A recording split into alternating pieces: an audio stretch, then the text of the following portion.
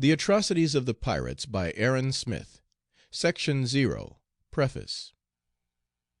The following narrative is so ample and circumstantial in its details, and the unparalleled barbarities witnessed and endured by Mr. Smith during his captivity by the pirates of Cuba are so clearly narrated, that it may appear scarcely necessary to detain the reader by prefixing anything by way of preface. But the author of the subsequent pages, who is now again employed in the duties of his profession, having, before he quitted England, committed his plain, unvarnished tale to the care of a friend, that friend conceives he cannot perform a more acceptable service to a brave and meritorious, though unfortunate man, than by submitting the same to the notice of a humane and generous public. While it is humbly conceived, no portion of that public will read the narrative without feeling emotions of a twofold and opposite kind, pity for a man who underwent such unmerited sufferings, and indignation at the base conduct of those who, with the means in their power, neglected to vindicate his injured honor, and to wipe off the stigma of his being a willing accessory to the unparalleled atrocities herein detailed. Aaron Smith was, on the 19th of December, 1823, tried on a charge of piracy before the High Court of Admiralty, and such was the zeal of his prosecutors to make an example of a British seaman, who had become, however involuntarily, the associate of a gang of pirates, that, notwithstanding all the perils and hardships he had undergone, he narrowly escaped an ignominious death, and that, too, by the laws of his own country, in whose service his previous life had been passed with credit and honor. Among the multiplicity of events, however, which take place in the metropolis and the varied contents of the newspapers, it is possible that his trial might not have been generally read, or that, if read at the time, the particulars may have escaped the recollection of those not immediately interested in its issue. On that account, therefore, a very brief outline of it is here given. Footnote: a copious and explicit report of his trial may be seen in the Morning Chronicle of December 20, from which the above account is abridged. End footnote. At the High Court of Admiralty, Friday, December 19th, 1823, Aaron Smith took his trial, being charged with seizing the ship Victoria, the property of Hyman Cohen and others, and stealing 636 barrels of coffee, value £5,000, and 100 barrels of coffee, value £1,000. He was also charged with seizing the ship Industry on the high seas on the 7th of August, 1822.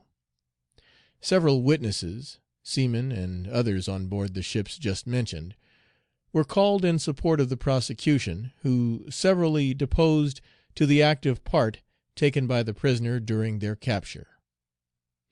Some of whom, however, admitted that in his conduct he evinced more forbearance than the ferocious crew by whom he was surrounded. The prisoner, being called on for his defense, entered into a detail of the compulsory nature of his actions, solemnly declared that he had never participated in the unlawful booty, and recounted with much feeling the circumstances of his captivity and the horrid cruelties that had been inflicted on him by the merciless fury of that monster, the captain of the pirates. His defense was natural and unaffected, and appeared, from the effect it had upon the auditory, to carry home conviction to every bosom. He then called upwards of 20 respectable witnesses, who spoke in unqualified terms with regard to his humanity, bravery, and the general excellence of his character. Among these were Captain Hayes, the commander of the ship on board of which Aaron Smith had been mate, and his brother, Mr. John Smith, an officer in the Navy. But the witness who excited the most attention was Miss Sophia Knight, a female of considerable personal attractions, who proved that she had been intimately acquainted with the prisoner upwards of 3 years, that their marriage had been arranged, and that it would have taken place had not the prisoner been detained from his friends and his country by the fatal interposition of the savage horde into whose power he had been so unfortunately thrown. In giving her evidence, Miss Knight wept bitterly, and the manly cheek of Smith was likewise suffused with tears. The judge recapitulated the evidence, and the jury acquitted the prisoner. They did their duty, and they could do no more. The crime for which Aaron Smith was tried is undoubtedly one of the deepest turpitude, and one at which his honest mind revolted. But those who peruse the following pages will see that he was so completely in the power of that demoniacal crew of pirates, so involved in the meshes of their inextricable net, that neither bravery nor artifice, neither skill nor enterprise, could effect his deliverance. While groaning under the weight of his own sufferings, and looking forwards only to the means of escape, he was compelled to assume an air of satisfaction, and to join in the desperate acts of those freebooters. To elude their vigilance, and to avoid the terrible effects of their vengeance, it was imperative on him to act precisely in the way he did act. Any other line of conduct would, in fact, have subjected him to a horrible death, preceded perhaps by tortures at which the stoutest heart would have trembled. End of Section 0. Preface. The Atrocities of the Pirates, by Aaron Smith. Section 1, Part 1. Narrative, etc., etc. In the month of June, 1821, I embarked on board the merchant ship Harrington, and proceeded on a voyage to the West Indies. Subsequent events, however, induced me to resign my situation in that vessel and devote myself to other pursuits. After having passed nearly 2 years in that part of the world, and finding my health somewhat impaired by the climate, I became anxious to see my family once more, and made the necessary arrangements for my return to England.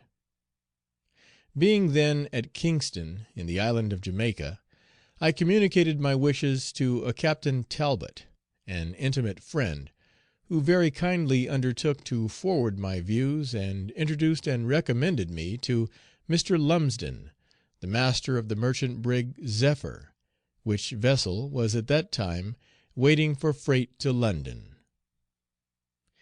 In consequence of this introductory recommendation, I entered into an agreement with that person to accompany him as his first mate, and about the middle of April, 1822, I commenced the duties of my office. The season that year had been very unfavorable to the planters. The crops had in many instances failed, and freights were in consequence very scarce.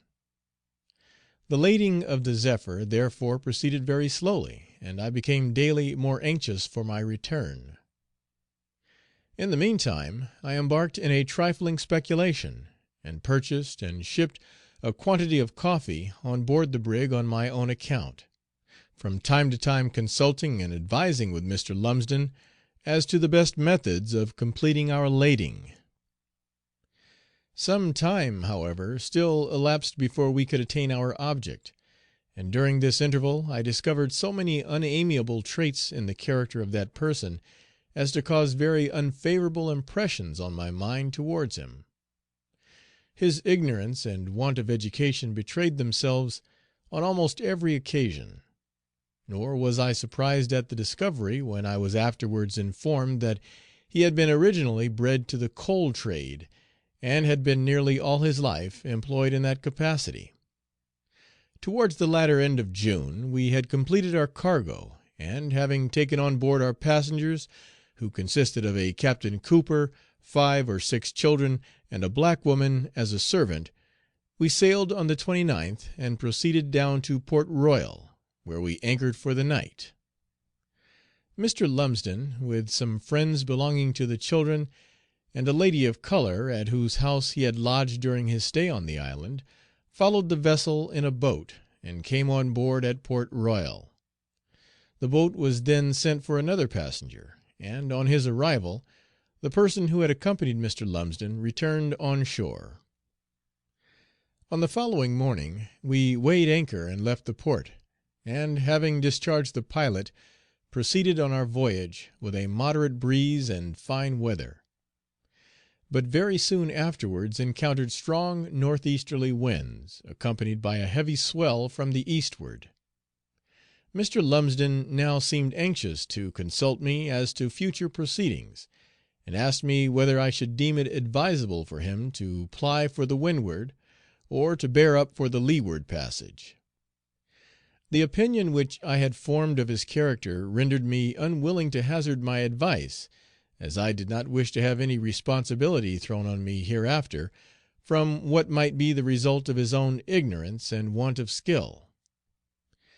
As, however, I could not, consistently with my duty, altogether refuse my opinion, I confined my answer merely to pointing out the advantages and disadvantages of each, without evincing any prepossession in favor of either.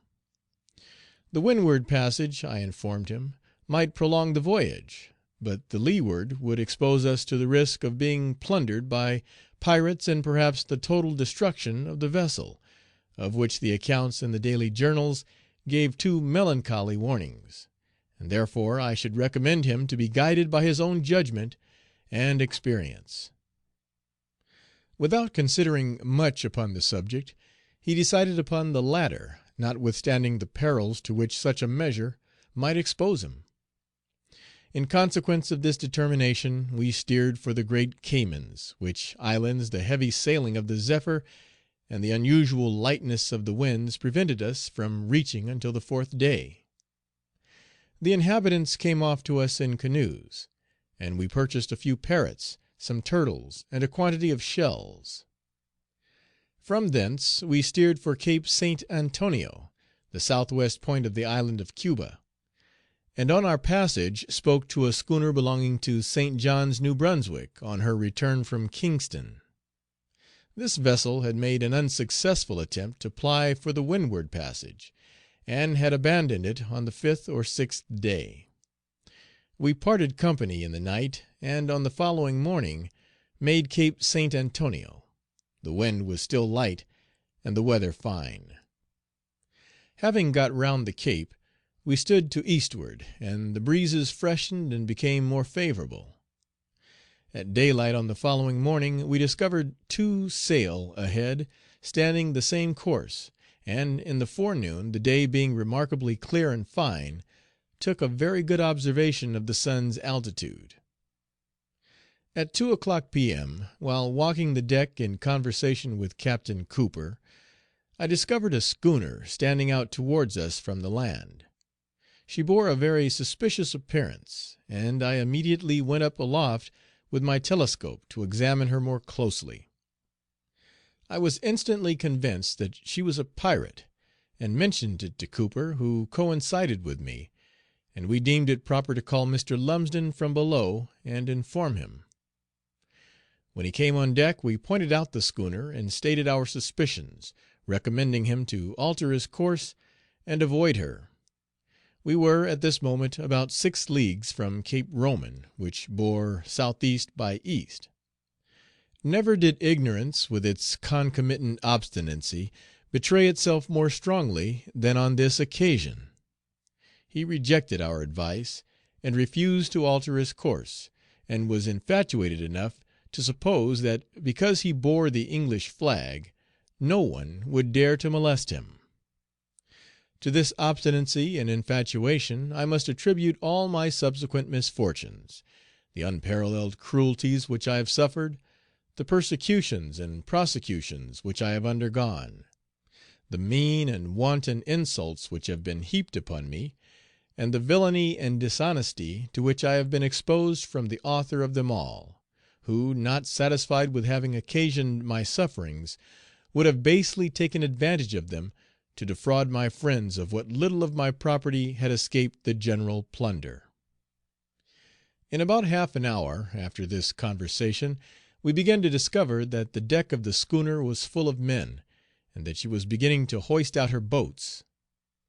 This circumstance greatly alarmed Mr. Lumsden, and he ordered the course to be altered 2 points, but it was then too late, for the stranger was within gunshot. In a short time she was within hail, and, in English, ordered us to lower our stern boat and send the captain on board of her. Mr. Lumsden either did not understand the order, or pretended not to do so, and the corsair, for such she now proved to be, fired a volley of musketry. This increased his terror, which he expressed in hurried exclamations of "Aye, aye! Oh, Lord God!" and then gave orders to lay the main yard aback. A boat from the pirate now boarded the Zephyr, containing 9 or 10 men of a most ferocious aspect, armed with muskets, knives, and cutlasses, who immediately took charge of the brig, and ordered Captain Cooper, Mr. Lumsden, the ship's carpenter, and myself, to go on board the pirate, hastening our departure by repeated blows with the flat part of their cutlasses over our backs, and threatening to shoot us. The rapidity of our movements did not give us much time for consideration, and while we were rowing towards the corsair, Mr. Lumsden remarked that he had been very careless in leaving the books, which contained the account of all the money on board, on the cabin table. The captain of the pirate ordered us on deck immediately on our arrival. He was a man of most uncouth and savage appearance, about 5 feet 6 inches in height, stout in proportion, with aquiline nose, high cheek bones, a large mouth, and very large, full eyes. His complexion was sallow, and his hair black, and he appeared to be about 32 years of age.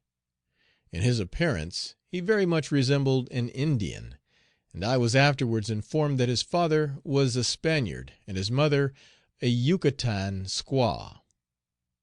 He first addressed Mr. Lumsden, and inquired in broken English what the vessels were that he saw ahead. On being informed that they were French merchantmen, he gave orders for all hands to go in chase. The Zephyr was observed in the meantime to make sail and stand in the direction of Cape Roman. The captain now addressed himself to Mr. Lumsden on the subject of his cargo, which he was informed consisted of sugars, rum, coffee, arrowroot, dye woods, etc. He then severally inquired who and what we were, and then whether we had spoken any vessel on our passage. On being informed of the schooner from New Brunswick, he asked if we thought she had specie on board. We told him that those vessels in general sold their cargoes for cash, and he seemed very anxious to learn whether she was ahead or astern of us, and whether she was armed. Mr. Lumsden now entreated the captain to make a signal to the Zephyr not to stand nearer to the land, as he was apprehensive of her going on shore, and was told that he need not be under any alarm, as there was a very experienced pilot on board of her. He was, however, dissatisfied with this reply, and repeated his entreaty, when the other, in a menacing tone, enjoined silence, and went forward. In a short time he returned and questioned Mr. Lumsden as to what money he had on board, and when told that there was none, he replied, "Do not imagine that I am a fool, sir. I know that all vessels going to Europe have specie on board, and if you will give up what you have, you shall proceed on your voyage without further molestation." Mr. Lumsden repeated his answer, and the pirate declared that if the money was not produced, he would detain the Zephyr, throw her cargo overboard, and if any was found concealed, he would burn her with every soul belonging to her. He then asked whether there were any candles, wine, or porter on board, and Mr. Lumsden foolishly replied, not any that he could spare, without appearing to consider that we were in his power, and that he could, if he pleased, possess himself of anything he might wish without consulting his convenience. The night was at this time fast approaching, and the breeze had begun to die away. The captain appeared to despair of coming up with his chase, which we could now clearly perceive to be a ship and a brig, and asked Captain Cooper and myself whether he should be able to overtake them before dark. We replied in the negative, and he then gave orders to shorten sail and stand towards the Zephyr. The pirates then began to prepare for supper, and were very liberal in serving out spirits to our boat's crew, and also offered us a share or wine if we preferred it, but we declined both. The captain now turned to me and said that as he was in a bad state of health and none of his ship's company understood navigation, he should detain me for the purpose of navigating the schooner. I tried as much as possible to conceal my emotions at this intimation, and endeavored to work upon his feelings by telling him that I was married and had 3 children, that they, together with my wife and aged parents, were anxiously expecting me at home, and represented in as pathetic language as I could the misery and distraction which it would cause them, beseeching him to spare my wife and children, and not bring down the gray hairs of my unfortunate parents with sorrow to the grave. But I appealed to a monster, devoid of all feeling, inured to crime and hardened in iniquity. Mr. Lumsden in the meantime interfered, and hoped that he would not deprive him of my services; but he savagely told him, "If I do not keep him, I shall keep you." This threat evidently alarmed and agitated him, and he seemed to regret the part he had taken. A few minutes, however, displayed the unfeeling and selfish character of this man in the strongest light. "Mr. Smith," said he, turning to me, "for God's sake do not importune the captain, or he will certainly take me. You are a single man, but I have a large family dependent upon me, who will become orphans and be utterly destitute. The moment I am liberated, I shall proceed to the Havana and dispatch a man of war in search of the corsair, and at the same time publish to the world the manner in which you have been forcibly detained. Nay, I will represent the whole affair at Lloyd's, and should the pirate be captured hereafter, and you found on board, no harm shall befall you. Whatever property you have shall be safely delivered to your family, and mine will forever bless you for the kind and generous act." During this address he was much affected, and the tears streamed from his eyes. I sympathized in his feelings, and replied that I hoped that neither of us would be detained; but if the lot must fall upon one under these circumstances and on these conditions, I would consent to become the victim. This declaration calmed his agitated spirits, but little did I think of the treachery and duplicity that had been masked beneath them, and which subsequent events have too clearly demonstrated. Supper having been prepared, the captain and his officers, 6 or 7 in number, sat down to it, and invited us to join them, which, for fear of giving offence and exciting their brutality, we did. Our supper consisted of garlic and onions chopped fine and mixed up with bread in a bowl, for which there was a general scramble, every one helping himself as he pleased, either with his fingers or any instrument with which he happened to be supplied. During supper, Mr. Lumsden begged to be allowed to go on board the Zephyr to the children, as he was fearful that they would be alarmed at our absence and the presence of strangers, in which request I joined.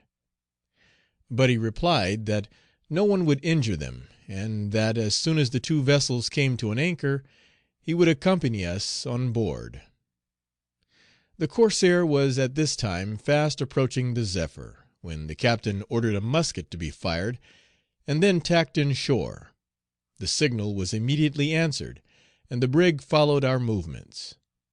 One of our boat's crew was then ordered to the lead, with directions to give notice the moment he found soundings, and the captain then inquired if we had any Americans on board as seamen. He expressed himself very warmly against them, and declared he would kill all belonging to that nation in revenge for the injuries that he had sustained at their hands, one of his vessels having been lately taken and destroyed by them; adding, at the same time, that if he discovered that we had concealed the fact from him, he would punish us equally. To the Americans he said that he should never give quarter, but as all nations were hostile to Spain, he would attack all. The man at the lead, during this conversation, gave notice of soundings in 14 fathoms, and the captain ordered the boat down, and told Mr. Lumsden he would accompany him on board his vessel. The men we had brought were ordered into the boat, but Captain Cooper, the carpenter, and myself were not allowed to go into her.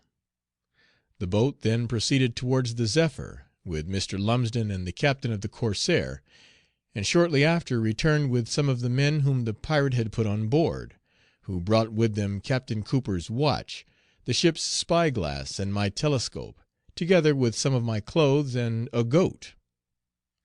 The goat had no sooner reached the deck than one of these inhuman wretches cut its throat, and proceeded to flay it while it was yet alive, telling us at the same time that we should all be served in the same manner if no money was found on board. The Corsair had then got into 4 fathoms water and came to an anchor, as also did the Zephyr about 50 yards from her, and the pirates that were on board began hailing their companions and congratulating one another at their success. The watch on board the Corsair was now set, and Captain Cooper, the carpenter, and myself were ordered to sleep on the companion. Thither we repaired, but to sleep was impossible. The carpenter then took an opportunity of informing us that there was specie on board, and expressed his apprehension that, if discovered, the cruel threat would be put into execution. Captain Cooper and myself, however, were ignorant of the circumstance, and felt rather inclined to believe that the carpenter was mistaken, but he assured us that such was the case, and that Mr. Lumsden had consulted him a day or two before about a place for its concealment. The expression which had dropped from him in the boat then occurred to us, but we still felt inclined to believe that it was some private money of his own. The whole night was passed in giving way to various conjectures, and hope and fear, and the dread of assassination completely drove sleep away. Each reflected on what might be his future fate, and imparted his hopes or his apprehensions to his fellow sufferers. At daylight we perceived the pirates on board beating the Zephyr's crew with their cutlasses, and began to tremble for our own safety. After this we perceived the sailors at work hoisting out their boats, and hauling a rope cable from the after hatchway, and coiling it on deck as if preparing to take out the brig's cargo. The crew of the Corsair meanwhile began to take their coffee, and the officers invited us to partake of some, which we willingly did, and found it very refreshing after a night spent in sleepless apprehension. At 7 o'clock the captain hailed his crew from the Zephyr, where he had passed the night, and ordered the boat to be sent, in which he returned in a short time with some curiosities belonging to myself. On his arrival he approached me, and, brandishing a cutlass over my head, told me to go on board the Zephyr and bring everything necessary for the purposes of navigation, as it was his determination to keep me. To this mandate I made no reply, so, brandishing his cutlass again, he asked me with an oath if I heard him. I replied that I did, when, with a ferocious air, he said, "Mind and obey me then, or I'll take off your skin." At this threat I went into the boat and pulled towards the Zephyr, and on my arrival found Mr. Lumsden at the gangway. I told him the nature of my visit, at which he expressed his sorrow, but advised me not to oppose the pirate, lest it might produce bad usage, as he seemed bent upon detaining me. He then informed me that they had taken possession of everything, and that he himself had narrowly escaped assassination on account of his watch. On entering my cabin I found my chest broken to pieces, and its contents taken away, with 2 diamond rings and some articles of value. From a seaman I received my gold watch, sextant, and some other valuable things, which I had previously given to him to conceal, and with these I returned to my own state room, and proceeded to pack up what few clothes had been left by the plunderers. My books, parrot, and various other articles I gave in charge to Mr. Lumsden, who engaged to deliver them safely into the hands of my friends should he reach England. The corsair had, during the interim, weighed anchor and hauled alongside of the Zephyr, and, having made fast, the crew had commenced moving all the trunks on board of her. Among these was the desk of Captain Cooper, containing all his papers and vouchers, which he begged me to claim as mine and recover for him, for which purpose he gave me the key. Well aware of the serious loss he would sustain, I undertook the dangerous task, and, passing into the corsair, informed the captain that my desk had been taken, and begged, as it only contained papers, which were of importance to my family, that it might be restored. He ordered me to open it, and, having examined the interior, he granted my request, and I had the pleasure of obliging Captain Cooper, who, in return, promised to represent my case to the underwriters at Lloyd's. The pirates next commenced taking out the Zephyr's cargo, at which Mr. Lumsden and myself were compelled to assist; but the former was soon after removed on board the schooner, in consequence of the crying of the children, who, the captain said, had been instigated by him to do so. There he was employed in striking the cargo into the hatchways. The pirates in the meantime became intoxicated, and gave way to the most violent excesses. All subordination was at an end, and equality seemed to be the order of the day. Mr. Lumsden was now called on board the Zephyr, and questioned as to the cargo down the main hatchway, when he read and explained the manifesto. Orders were immediately given to 4 sailors and myself to prepare for hoisting the cargo up, and to clear away the dye wood that was in our way. Mr. Lumsden directed us to throw it overboard, which we commenced doing, and threw some over; but this was prevented by the captain, who said that he only wanted to throw the ship's cargo overboard, in order to say that it was taken from him, and defraud the underwriters. We continued our occupation until we had hoisted up 2 scroons of indigo, a quantity of arrowroot, and as much coffee as they thought sufficient. The seamen were then ordered to send down the foretop gallant mast and yard, both of which were taken on board the pirate, with whatever spars they thought would be of utility. Even the playful innocence of the children could not protect them from the barbarity of these ruffians. Their earrings were taken out of their ears, and they were left without a bed to lie upon, or a blanket to cover them.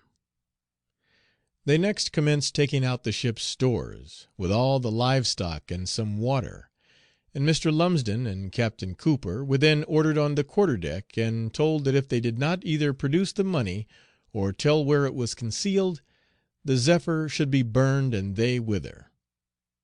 On this occasion the same answer was given as before, and the inhuman wretch instantly prepared to put his threat into execution, by sending the children on board the schooner, and ordering those 2 gentlemen to be taken below decks, and to be locked into the pumps. The mandate was no sooner issued than it was obeyed by his fiend like myrmidons, who even commenced piling combustibles round them.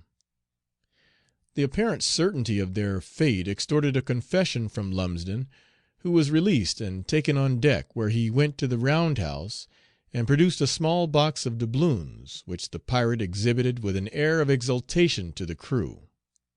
He then insisted that there was more, and, notwithstanding that the other made the most solemn asseverations to the contrary, and that even what he had given was not his own, he was again lashed to the pumps. The question was then applied to Captain Cooper, and fire was ordered to be put to the combustibles piled round him. Seeing his fate inevitable, he offered to surrender all he had, and, being released, he gave them about 9 doubloons, declaring that what he had produced was all he had, and had been entrusted to his care for a poor woman, who, for aught he knew, might at this moment be in a state of starvation. "Do not speak to me of poor people," exclaimed the fiend.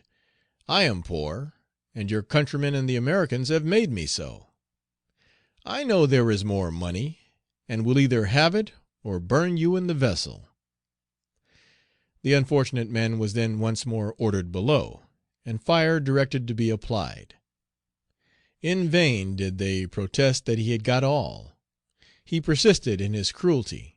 The flames now began to approach their persons, and their cries were heart-rending, while they implored him to turn them adrift in a boat at the mercy of the waves, rather than torture them thus and keep the Zephyr, when, if there was money, he would surely find it. Finding that no further confession was extorted, he began to believe the truth of these protestations, and ordered his men to throw water below and quench the flames. The unfortunate sufferers were then released and taken into the round house, and the seamen, children, and myself allowed to go on board the brig. There we were, left for a while at liberty, while the pirates caroused and exulted over their booty. When they had finished their meal, the captain told them that it was now time to return to their own vessel, and ordered me to accompany them. I hesitated at first to obey, but he was not to be thwarted, and drawing his knife, threatened with an oath to cut my head off if I did not move instanter. I thought it best to pretend ignorance of his order, and said that I had not heard him at first, and hoped, as I had some accounts to settle with Mr. Lumsden, that he would give me time to do so before he took me away. He complied, with some difficulty. I then requested Mr. Lumsden to sign a written bill of lading for the 2 tierces of coffee belonging to me on board, consigned to Mr. Watson, ship chandler, in London, and also a promissory note for £18 10s, payable to the same person, on account of moneys due to me. Having made these arrangements, I returned on board the schooner, and the captain asked me if I had my watch. I answered in the affirmative. He took it from me and looked at it, and, admiring it, gave very strong hints that he should like to have it. I took no notice of the hint, and said that it was a gift from my aged mother, whom I never expected to see again, and should like to send it to her by Mr. Lumsden. But I was afraid that his people would take it away from that person if I gave it into his hands. "Your people have a very bad opinion of us," he replied, "but I will convince you that we are not so bad as we are represented to be. Come along with me, and your watch shall go safely home." Saying this, he took me on board the Zephyr, with the watch in his hand, and gave it to Mr. Lumsden, and desired his people not to take it from him on any account. I then asked to remain a while and bid farewell to the children and crew, which he, with some difficulty, allowed me to do. In this interval, the owner's son, who was on board learning navigation, said that his quadrant and all his clothes had been taken away, and begged me to recover them for him, if possible. I promised him I would do my best, and represented to the pirate that he was the son of poor parents, and could ill afford the loss, and begged that they might be restored. He sulkily replied that I was presuming too much, but this must be my last request, and the lad might have his things, with the exception of checked shirts, which must be left for his crew. Having performed this good office, the captain became impatient for my return, and I was obliged to take a hasty but affecting leave of my former messmates, to become one of a desperate banditti.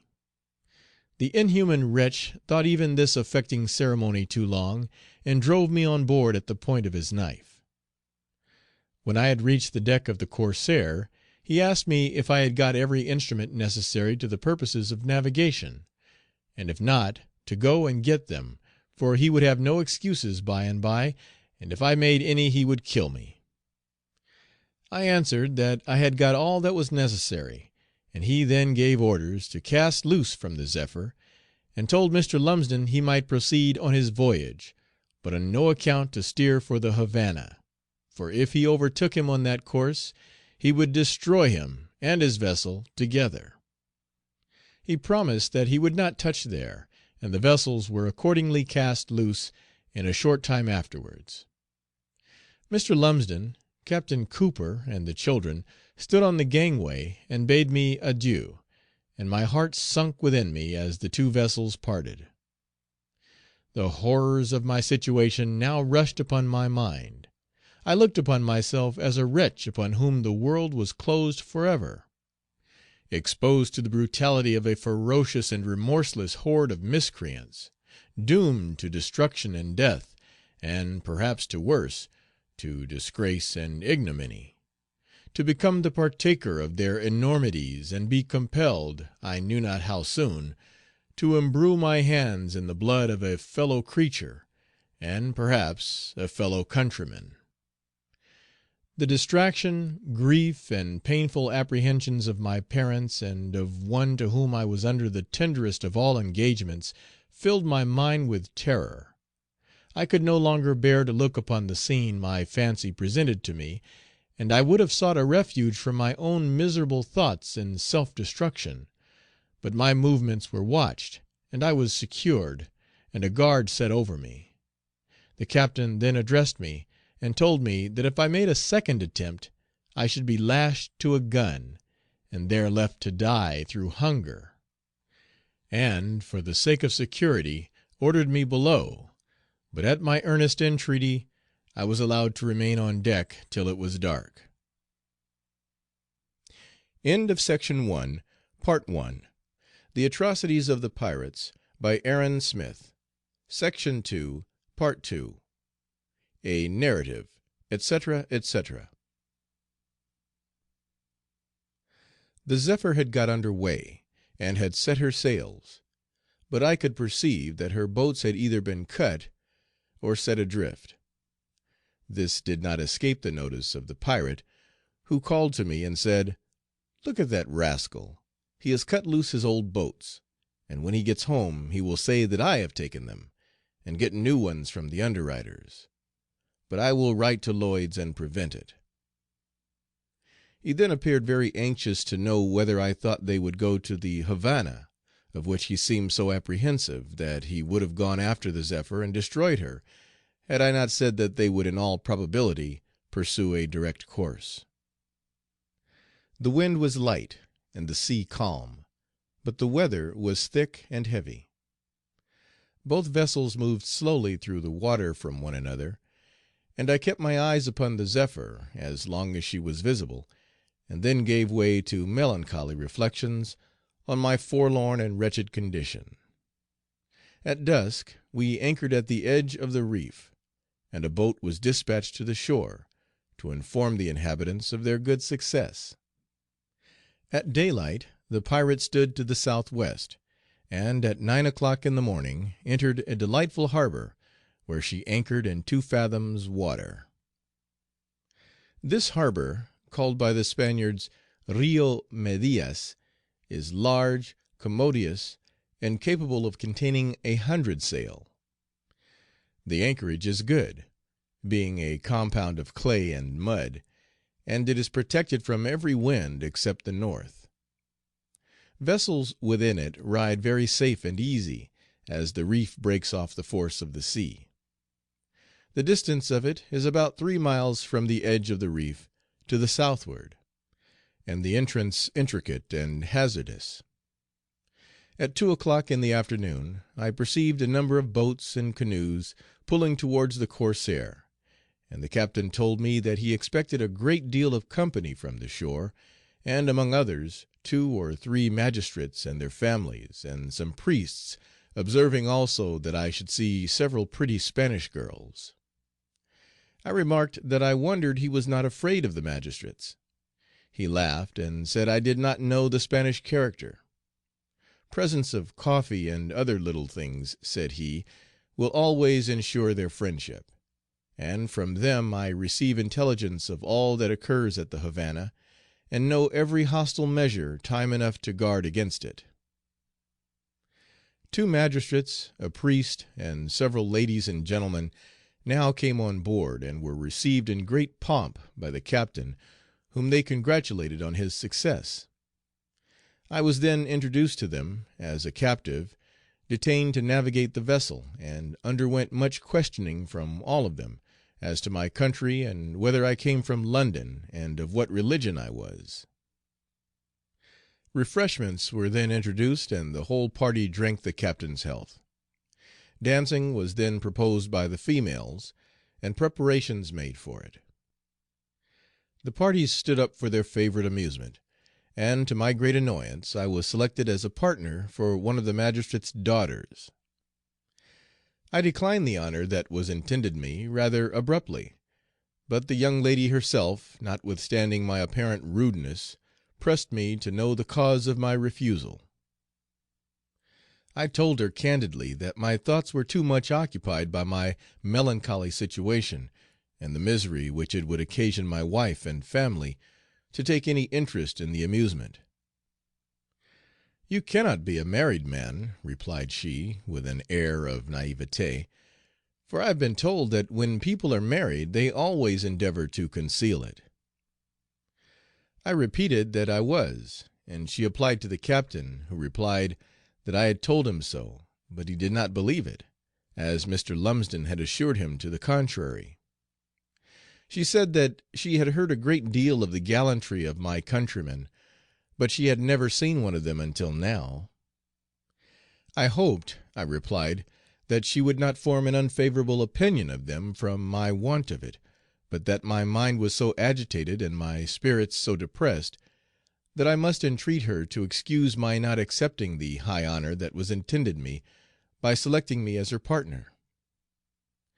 She said, with a look that clearly indicated that she felt as she spoke, that she sincerely pitied me and felt deeply interested in my behalf, and that if it was possible for her either to alleviate my sufferings or to procure my liberty, she should be happy in doing so, and would endeavor to persuade her father to exert his influence and have me released.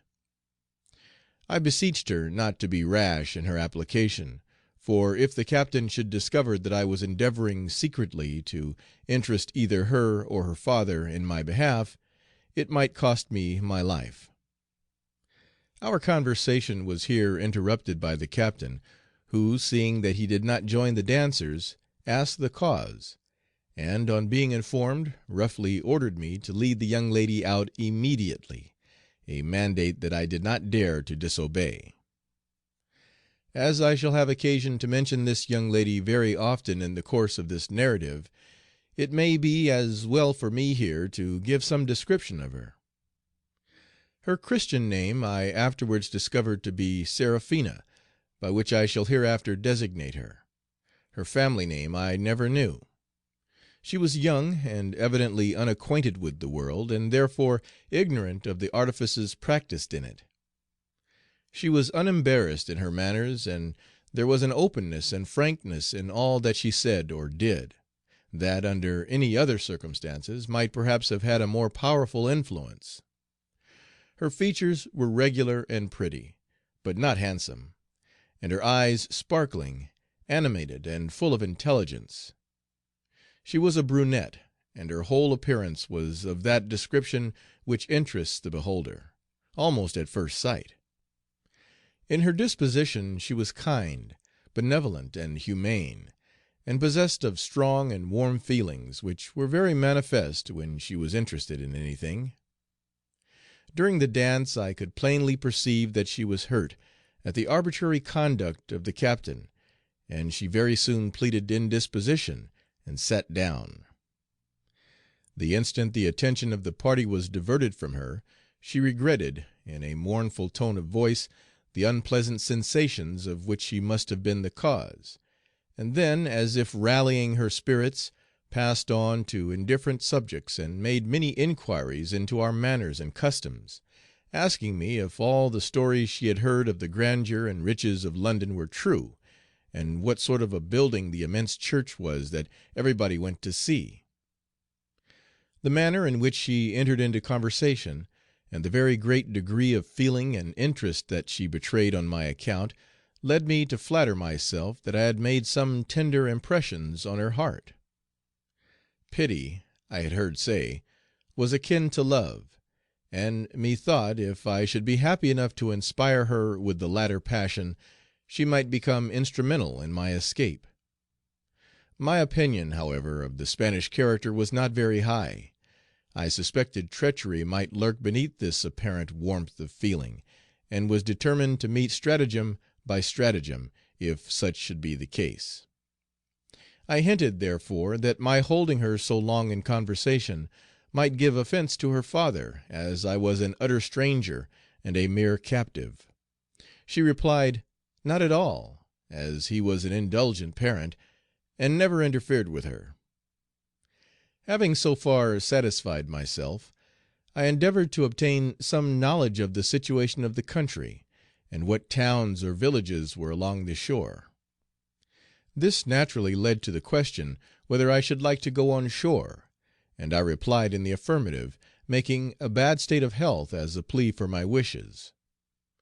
She immediately volunteered to obtain me the pirate's permission to go there, and said she had a ready excuse, without implicating me in the application, which was, that most of the inhabitants had never seen an Englishman, and my being allowed to go to the village would be conferring a favor on them, and would gratify their curiosity. The rest of the party were, at this time, engaged in the dance, and her father and the priest were enjoying their wine, which they praised as the finest they had ever tasted. All, therefore, had been too busily employed to have observed us. Seraphina now left my side and went to the captain, and in a few moments I saw her in earnest conversation with him, and I easily guessed the subject of it. I saw that the result was not favorable, as she evidently left him chagrined, and then went to her father. After exchanging a few words with him, he rose and accompanied her towards the captain. This mutual explanation raised my hopes, and, as she had before said that if permission was obtained a horse should be waiting on the beach to convey me to her father's house, I resolved to take advantage of that circumstance to escape. But alas! those hopes were ill founded. She soon returned to inform me that the pirate was inexorable, and had positively denied the favor, although her father had promised to become responsible for my safety. As the day was far spent, the visitors began to talk of returning, and the dance broke up.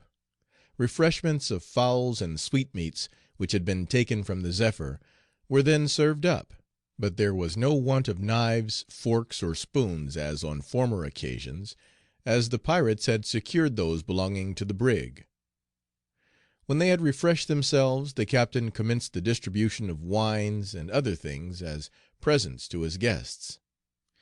A trunk, belonging to me, that contained linen and silks, fell to the lot of the priest, who was highly pleased, and told the captain he might be assured of his prayers, and indeed ought to attribute his present success to the intercessions which he had made with the Virgin.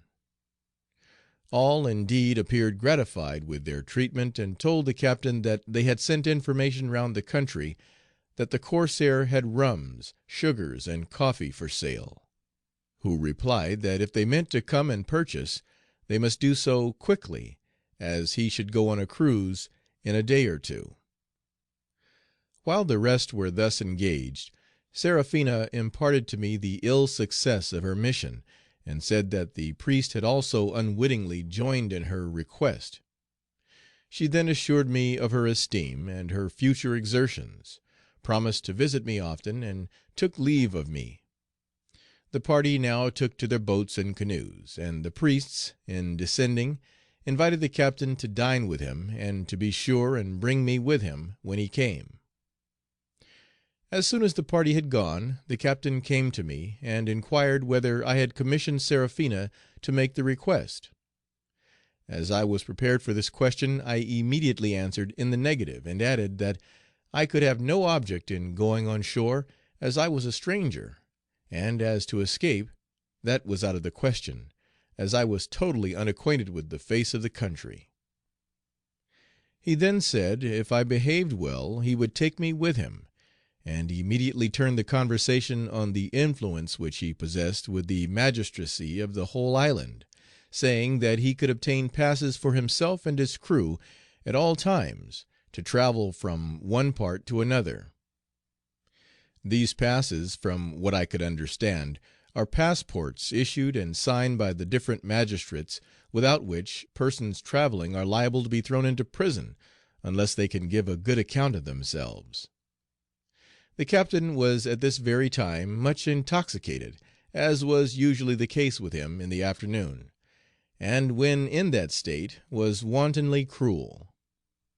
Something just then excited his brutal temper, and he hastily drew his knife and told me to go down into the cabin, and not come on deck any more, and that I must in future lie on the bare floor. I pleaded my ill health and begged a mattress, but he replied that he always slept on the deck himself, and I must do the same, nor would he have his cabin lumbered up. His usual berth was on deck at the cabin door, where also 2 or 3 of his officers slept, so that it was impossible for any person to go out without awaking them. I passed the whole of the night in meditating on the means of escape, but almost every plan was abandoned as impracticable as soon as it was formed. In the morning, when the crew had breakfasted and the decks had been washed, preparations were made for exposing their plunder for sale. About 11 o'clock, Seraphina and her father came, and after the usual compliments had passed between them and the captain, she came to me, shook me by the hand, seemed glad to see me, and remarked that I appeared in better spirits. She then informed me that her mother was very desirous of seeing me, and that her father had been prevailed upon to renew his application to the captain. I thought this a favorable opportunity to put my plan into execution, and told her how completely her kindness and benevolence had gained my heart, and that if ever I recovered my liberty, I should do all in my power to deserve her esteem. I then added that I was not a married man, but had made use of that artifice to preserve my liberty, and as that had failed, I thought it useless to persist in the declaration any longer. She appeared highly pleased at the confession, and I should have pursued the conversation, and in all probability elicited her sentiments, but for the arrival of strangers. The sale then commenced, and I was placed at the steel yards to weigh out the coffee to the purchasers.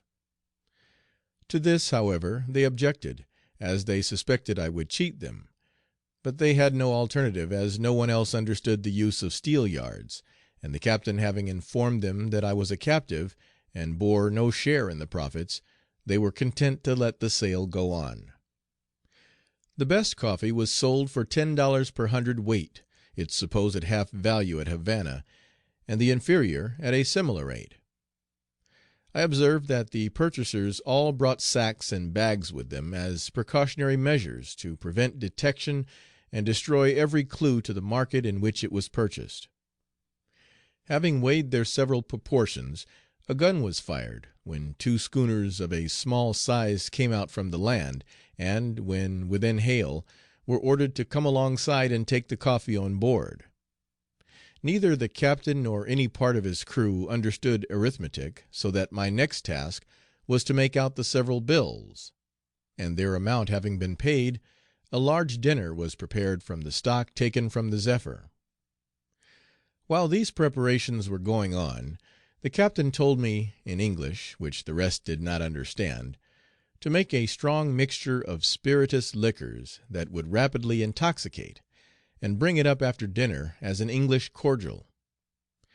In the meantime he informed the company that after dinner he should set up to auction all the wearing apparel he had taken in this prize. They had all made perfectly free with the wine taken from the Zephyr, and the captain then told me to bring up the pretended cordial, which I had made from a mixture of wine, rum, gin, brandy, and porter, and recommended it to his guests, who drank it greedily and praised it. Its intoxicating effects were soon visible, and the auction then commenced. The different trunks were brought upon deck one by one, and as the contents of one was disposed of, another was opened, in order that the good and the bad might be sold alike. My own shared the fate of the rest, and I was obliged to see them pass into the hands of strangers without daring to claim them. The cordial now had its intended effect, and the state of intoxication in which they were caused them to contest every article, and accordingly enormous sums were bid for the most trifling. The sale being finished, they returned to the bottle, which gave me an opportunity of conversing with Seraphina, to whom I gave so glowing a description of everything in England that she said she would give worlds to see it. I then told her that were I at liberty I should be happy to devote myself to her services; nay, that could I escape, and she would accompany me, I would, on my arrival, marry her.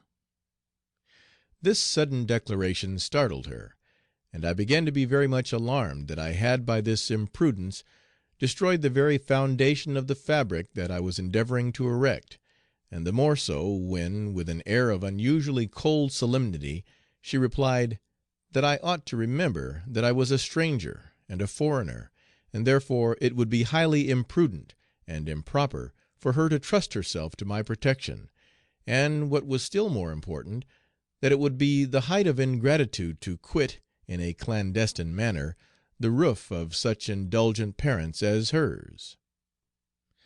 I acquiesced in the justice of these remarks, but at the same time used all the sophistry of which I was master to persuade her to think otherwise.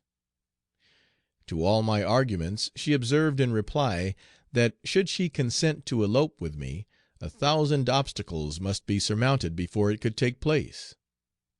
The lower order of Spaniards were avaricious and treacherous, and would commit any crime for the sake of money, and therefore could not be trusted. To traverse the immense forests without a guide was impossible, for to attempt it we should expose ourselves to destruction by wild beasts or starvation, and how to procure one that was trustworthy she knew not. I was glad to hear her talk in this manner, for I began to hope my arguments had had some effect, nor was I mistaken. After some further doubts and fears, she promised to consider and inquire on the subject, and if she found it practicable, she would consent to escape with me to the Havana, and thence to England. This promise overjoyed me, and I began to be sanguine in my hopes of escape. What the cordial had begun, additional quantities of wine had completed. The whole party were very much intoxicated, and universal disorder prevailed. A quarrel took place between two of the crew, and a desperate fight with knives ensued, of which the rest were cool spectators. The battle was for a long time doubtful, as both fought with equal skill and an equal degree of caution, notwithstanding they were intoxicated, until one fell with a severe stab in the left breast, bleeding profusely. I was instantly called to administer to the wounded man, and it was in vain for me to declare that I knew nothing of the healing art. The captain swore at me, and said he knew to the contrary, for the master of the Zephyr had informed him that I had cured and saved the life of his sailmaker, who had fallen down the hold, and therefore, if I did not cure him, he would serve me in the same manner. I saw it would be useless to make any reply, and therefore, having procured bandages, I staunched the blood and dressed his wounds in the best manner I was able. Having attended to one patient, I was then obliged to turn my attention to his antagonist, who had not escaped unhurt. When I had completed my task, I was carelessly complimented on my skill, and asked if the wound was mortal, which question I evaded by saying, "I hope not." This brutal exhibition rendered me quite melancholy, and while I was standing lost in thought, Seraphina came up to me and asked the reason. I told her, and added that such ruffianly conduct was not suffered in England. She said it was the custom of the country, and therefore I should not mind it. She then told me that she had been considering the subject of our conversation, and thought that it might be feasible, and was therefore determined to effect my liberation on the first favorable opportunity. Having thus raised my hopes, she went to her father, who was, like the rest of the party, much intoxicated, and tried to prevail on him to return, and after considerable difficulty succeeded in her wishes. This was a signal to the rest, and a general preparation for departure was the consequence. The schooners that had removed the coffee had already taken leave of us, and the boats and canoes of the party were now brought round, and they all rowed off, Seraphina taking a very affectionate leave of me. The guests were scarcely gone when the captain went below and inquired of the least injured of the wounded men the cause of their quarrel. He hesitated at first to tell, and supplicated that he might be forgiven for his neglect in not having furnished him with the important intelligence before.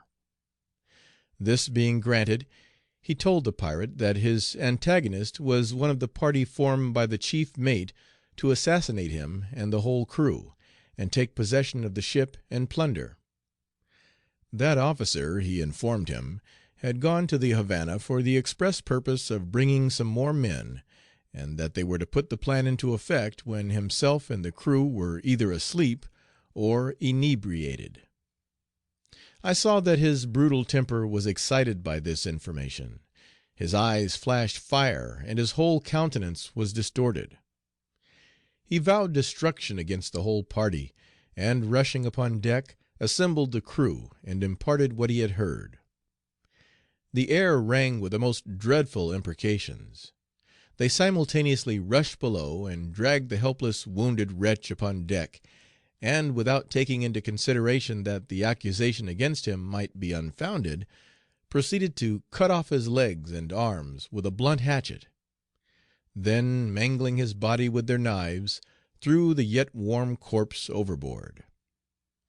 Not contented with having destroyed their victim, they next sated their vengeance on his clothes and everything belonging to him, which they cut in pieces and threw into the sea. Having glutted their vengeance in this summary manner, they went below and questioned the informer as to his accomplices, but he told them that the murdered man was the only one of the conspirators on board; that he had been persuading him to join them, and, on his threatening to reveal the plot, had taunted him with cowardice, struck him, and provoked the quarrel in order to put him out of the way. The ruffians seemed satisfied with this answer, and the captain told me to pay particular attention to his wounds, and cure him as fast as possible. This dreadful scene threw a damp over my spirits. All hope of escape left me, and I looked upon every hour as my last, for I knew not how soon I might undergo the same fate. I determined, however, to be upon my guard, and, by a ready compliance in everything, prolong my existence, until Seraphina should have an opportunity of proving the sincerity of her promise. When this fury had subsided, the captain asked me what I thought of the Spanish mode of fighting, and added that I must learn the use of the knife, observing that it was the first thing his father had taught him. He then told me that if ever I knew or heard of anything inimical to himself or his crew going on, and did not give him information, I should undergo the same fate as the man whom they had just punished for his perfidy. The watch was then set, the crew sharpened their knives as if preparing for attack, and I was ordered down below for the night.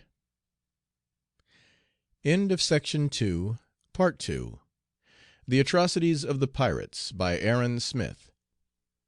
Section 3, Part 3. A Narrative, etc., etc. The night passed off quietly, and in the morning I was directed to bend a new foretop sail. Every preparation was then made to go outside the reef. About noon a sail was discovered, and I was ordered aloft to examine, and report what description of vessel she was. When I had looked at her through my spy glass, I gave notice that it was a schooner standing westward. The captain asked me if she was a merchant or a man of war, and added, "Mind you do not deceive me, for if you do, I will cut off your head. I have already killed several of your countrymen, and take care you do not add yourself to the number." This threat made me apprehensive, and I was determined to examine her closely before I reported; and, having done so, told him she was a merchantman. The pirate was already under way, and she gave chase immediately.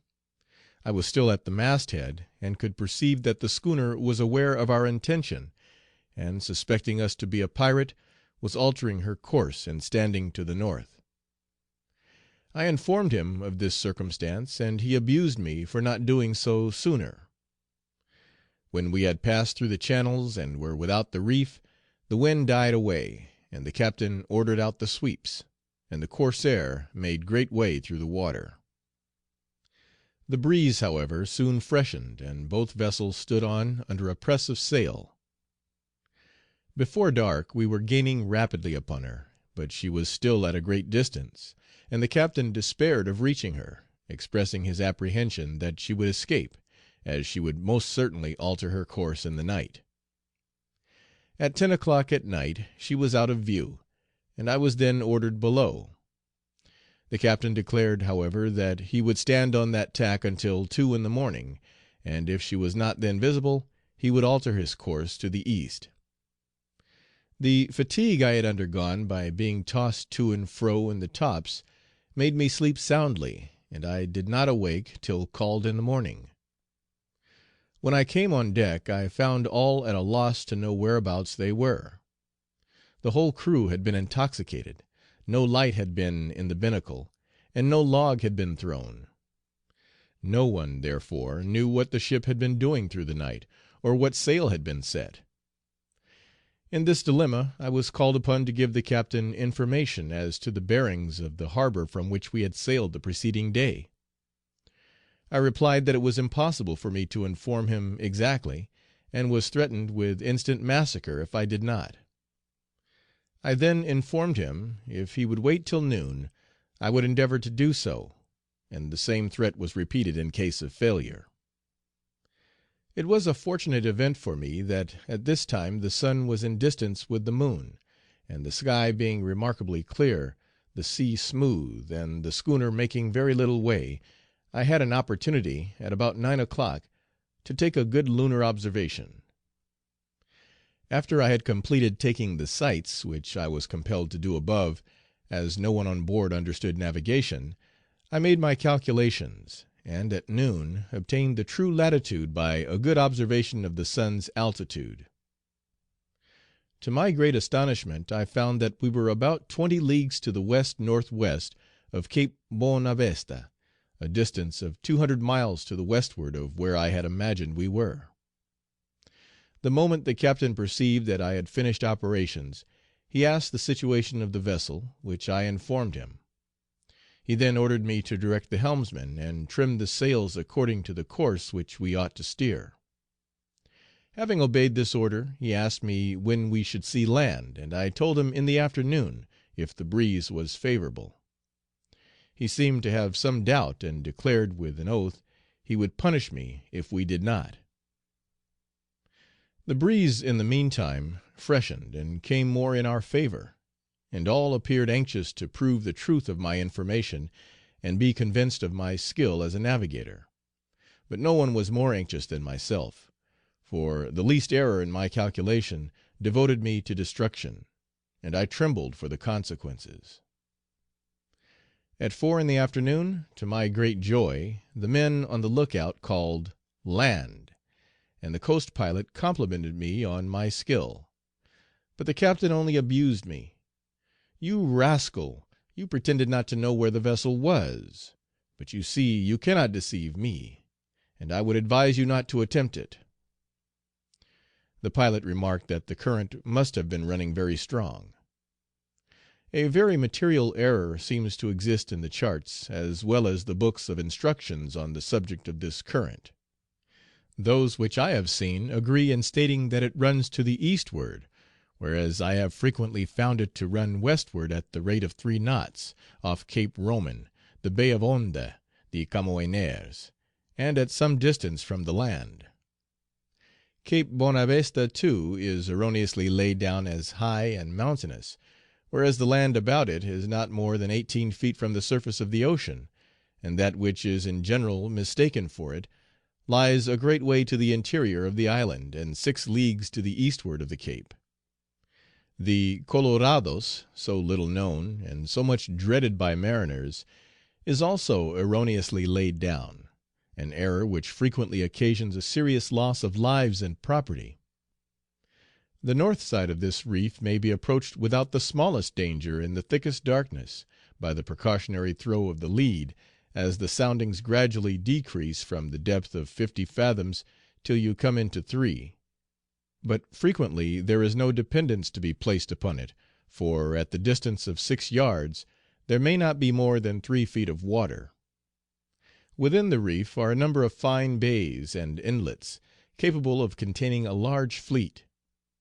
The whole coast indeed abounds with bays, creeks, and inlets little known to European navigators, that seem as if formed by nature for the reception and protection of those sanguinary hordes. While I had the misfortune of being among those miscreants, I have been, in several instances, in those places, within musket shot of British and American men of war, and could plainly perceive the men in their tops from the mast head of the corsair, without being perceived by them, the vessel being completely screened from observation by the trees. The coast pilot on board the corsair had certainly a very intimate knowledge of the whole coast, and knew every bay and inlet in it, and indeed boasted that that knowledge had for years been their protection, and assisted them in their depredations.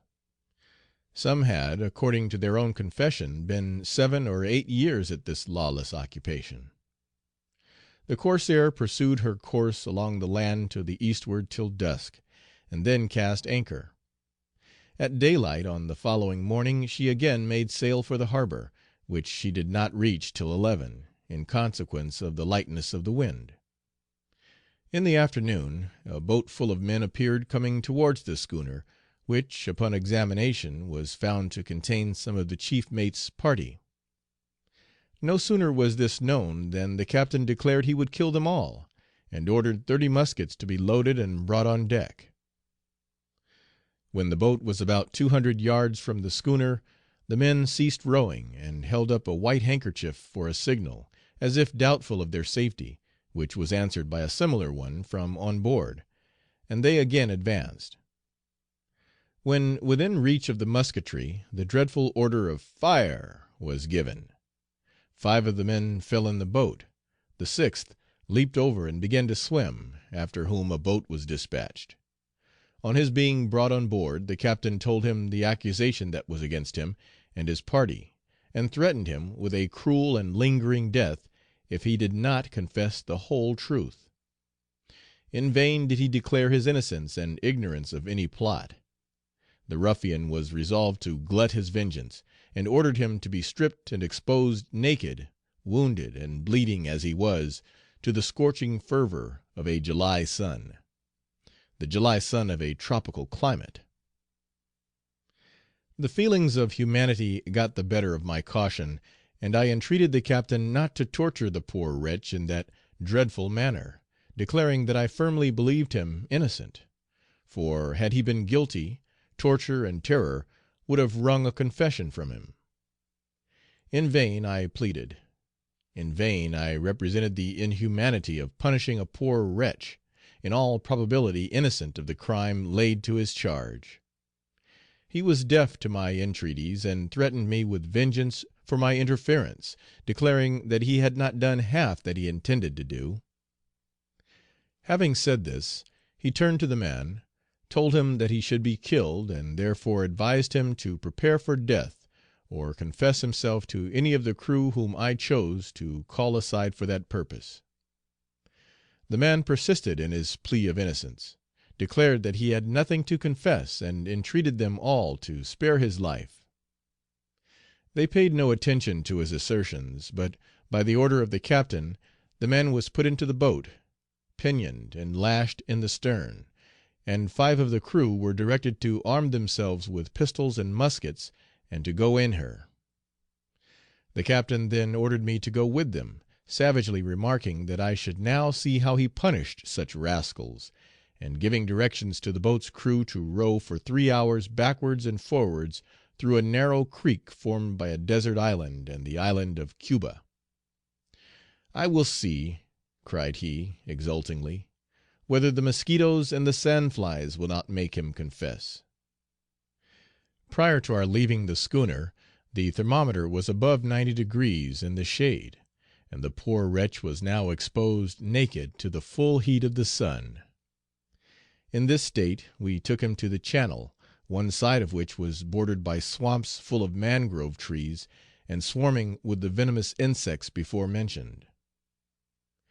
We had scarcely been half an hour in this place when the miserable victim was distracted with pain. His body began to swell, and he appeared one complete blister from head to foot. Often in the agony of his torments did he implore them to end his existence and release him from his misery. But the inhuman wretches only imitated his cries, and mocked and laughed at him.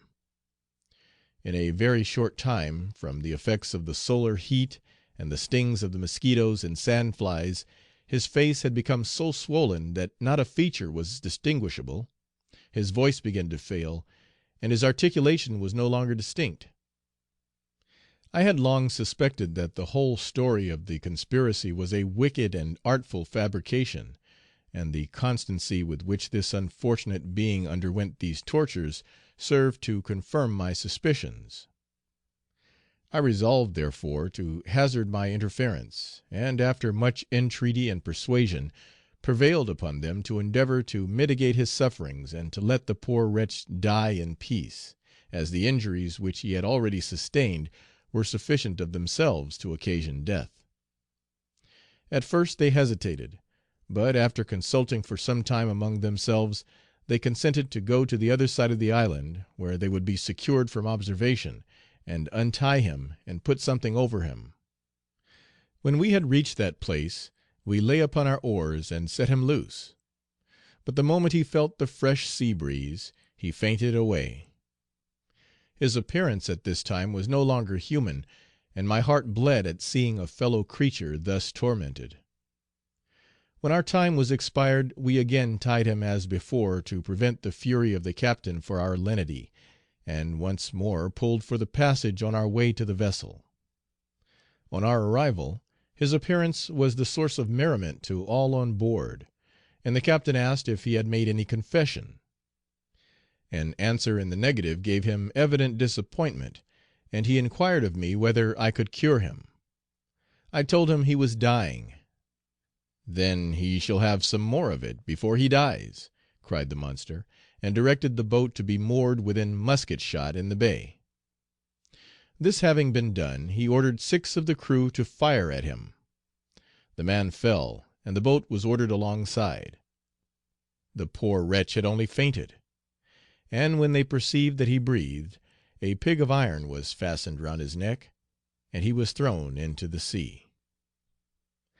Thus ended a tragedy which, for the miseries inflicted on the victim, and for the wanton and barbarous depravity of his fiend like tormentors, never, perhaps, had its equal. The inhuman wretches who had been the chief participators in this horrid deed seemed to regard it as an everyday occurrence. The guitar tinkled and the song went round, as if nothing had happened, and the torments which their victim had just undergone, and the cries that he had uttered, seemed to form the subject of their jests, and to be echoed in their barbarous mirth. At 9 o'clock at night I was ordered below, as usual, but the image of what had occurred haunted my slumbers, and my sleep was broken by constant apprehensions of assassination. Morning brought round my appointed task of attending the sick, after which I was ordered to make a new gaff topsail. I went aloft and took the measure of the sail, and then informed the captain that it would be necessary to take the canvas on shore to cut it out. The very mention of the shore excited his fury, and he immediately accused me of intending to escape, observing that any endeavor would be fruitless, as he could have me apprehended in less than 2 hours after I should go. I told him I had merely said so with a view of expediting the work, and then proceeded to cut out the canvas upon deck in the best manner I could, using all diligence in making the sail. My exertions seemed to please him, and he frequently addressed me in a cheerful manner. Our attention was now excited by a cry of "A sail! A sail!" from the masthead, and I was driven up aloft with the usual threat to reconnoitre while the vessel got under way.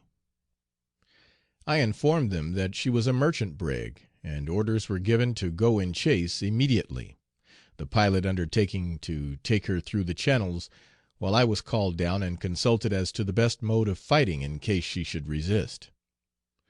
The corsair, having gained on the brig, fired a gun and hoisted Spanish colors, which the other answered by heaving to and displaying the English ensign. From the painted ports and figure head of the brig, the pirate began to suspect that she was a man of war, and was fearful of approaching any nearer. He therefore ordered the foretopsail to be laid aback, and said that he should send the boat to board her under my directions. This intimation greatly alarmed me, and I pointed out to him the perils I should run in obeying his orders, and that, should I be captured hereafter, I should assuredly suffer an ignominious death. "And what are you, sir," cried he ferociously, "that you should not suffer as well as myself? The schooner shall never be captured, for when I can no longer defend her, I shall blow her up. If you do not instantly go, I will shoot you." I told him that he might shoot me if he pleased, but that I would not commit an act that might subject me and my family to disgrace. Seeing me resolute and inclined to dispute his authority, he ordered his crew to blindfold me and carry me forward, and told me to prepare myself for death. I was carried as he had directed, and he then came to me and asked me if I was prepared. I answered firmly, yes. He then left me, and immediately a volley of musketry was fired, but evidently only with a view to frighten me. The captain immediately came up to me and asked if I was not desperately wounded. I answered I was not, but begged, if it was his intention to destroy me, to do it at once, and not trifle with me, as I preferred death to disgrace and ignominy. He then gave directions that I should be taken and lashed to the mainmast, and the bandage removed from my eyes. This order was quickly obeyed by his myrmidons. As soon as I was fastened to the mast, the captain cut up a number of cartridges, and placed the powder round me on the deck, with a train to it, and gave orders for the cook to light a match and send it aft. He then repeated his order, and asked if I would obey him. I persisted in my refusal, and, without any further hesitation, he communicated the fire to the powder. The explosion deprived me of my senses and stunned me for the moment, but I soon recovered, to undergo the most horrid torture. The flames had caught my clothes, which were blazing round me, and my hands were so pinioned that I could not relieve myself. I begged them for God's sake to dispatch me at once, but they only laughed at me, and the captain tauntingly asked me if I would obey him now. The excruciating agony in which I was extorted my acquiescence, and I was ordered to be released, but I fainted before that could be done. When I recovered my senses, I found myself stretched on a mattress in the cabin, and in the most dreadful pain. In the frenzy and delirium of the moment, I meditated self destruction, but no weapons were near me, and the shattered state of my legs did not allow me to seek any. The steward was below, and I begged him to lend me his knife, but he suspected my intention, and informed the captain, who descended in a fury. "You want to kill yourself, young man, I understand," cried he, "but I do not mean that you should die yet. I shall blow you up again, for I see it is the only way to make you obey me." He then ordered them to keep a watch over me, and help me to sit up and dress my wounds. I found my legs dreadfully injured, the flesh lacerated, and the bone in some parts laid bare, and by this time large blisters had risen on various parts of my body. I asked for a sheet to cover me, and a pillow for my head, and the captain, who now seemed to relent, ordered the steward to give me all that I required. I begged that the medicine chest might be placed near me, which they did, and I seized that opportunity of swallowing the contents of a small vial of laudanum, about 130 drops, hoping that I should wake no more in this world. The cook, who seemed to pity and feel for my sufferings, now brought me a little arrowroot and wine, and made up my bed for me. I asked him where the corsair was, and he told me in the harbor at anchor. I expressed my surprise at the circumstance, when he informed me the captain was so convinced that the brig was a man of war, and that I had meant to decoy them to be taken, that he was afraid to attack, and had returned into harbor shortly after I was brought down below. From this poor fellow I received a great deal of kindness, and he seemed possessed of much humanity. "The captain," said he, bending over me with a look of compassion, "is a very bad man, and has killed more than 20 people with his own hand, in cool blood, and he would kill you too, were he not in want of your services." He then cautioned me to appear cheerful and satisfied at all times, and that then they would treat me well. He also told me that he would prepare any little thing for me that I might want, and attend me by day and by night; and, with this kind assurance, left me to my repose. I now began to feel the soporiferous effects of the laudanum, and, laying myself down upon my mattress, commended my soul into the hands of the God who gave it, beseeching him to forgive me for the act I had committed, and resign myself, as I thought, into the arms of death. I soon fell into a profound sleep, which lasted the whole night, and in the morning they found such difficulty to arouse me that they imagined I had poisoned myself and was dead. The captain accused me of having done so, and threatened me with a second torturing if I ever made another attempt. I told him I had merely taken some opiate medicine to render me insensible to the pain I suffered, and that it had taken an unusually powerful effect upon me. He then asked me if I could attend to the sick. I said that I would endeavor to do so, but upon attempting to rise, I found my strength fail, and my limbs so stiff and in such a state, that I began to think that I had lost their use. A mattress was, however, placed under me to help me to sit up, and the medicine chest placed by my side, and in this manner, although it put me to excruciating agony, I began to perform my task. Having attended to the sick, I next dressed my own wounds, which had assumed a dangerous appearance.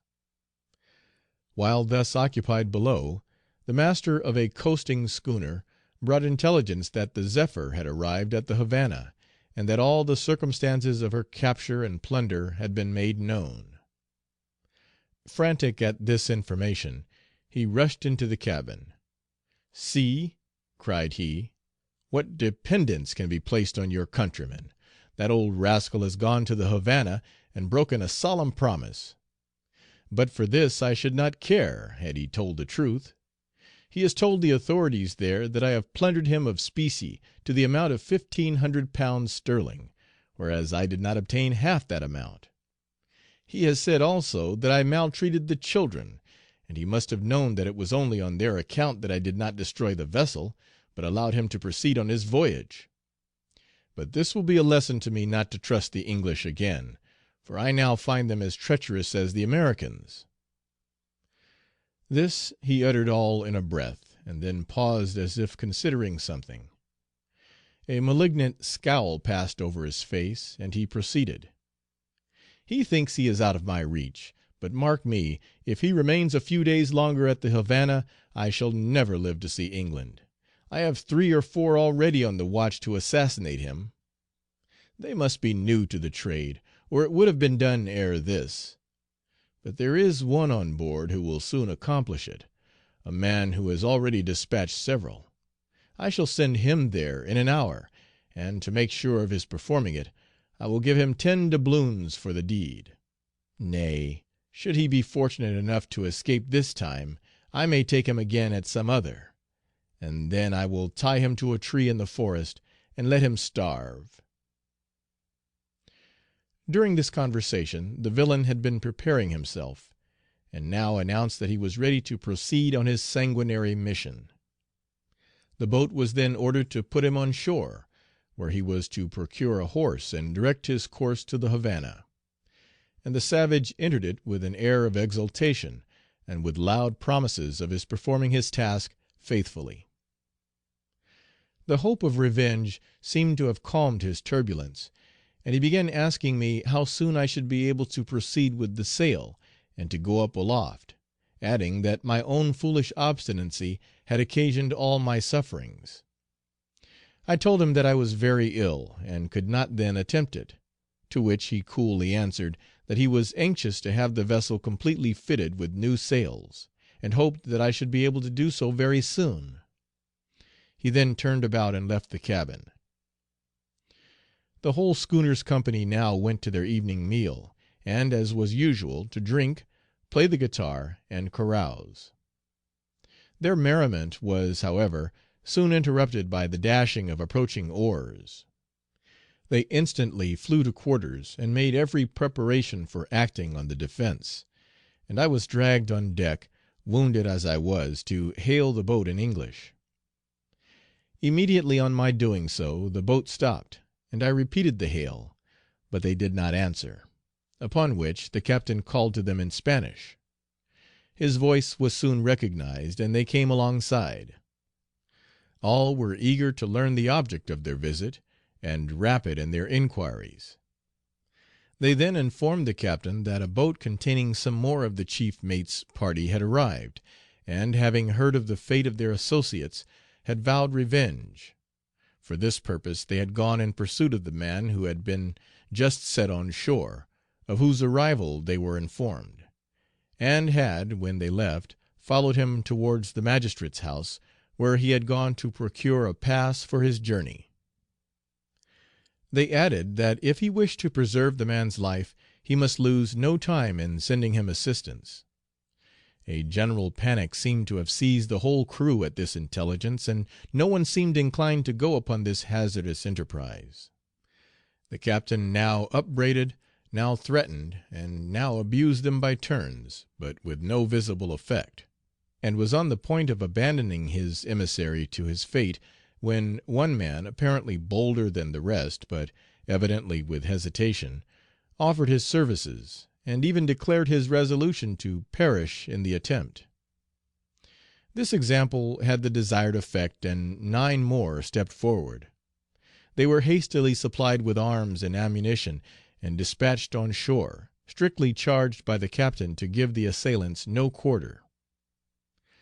When this expedition was dispatched, the pirate asked me whether, if I had been well, I would have volunteered to rescue Stromida, for so the man was called.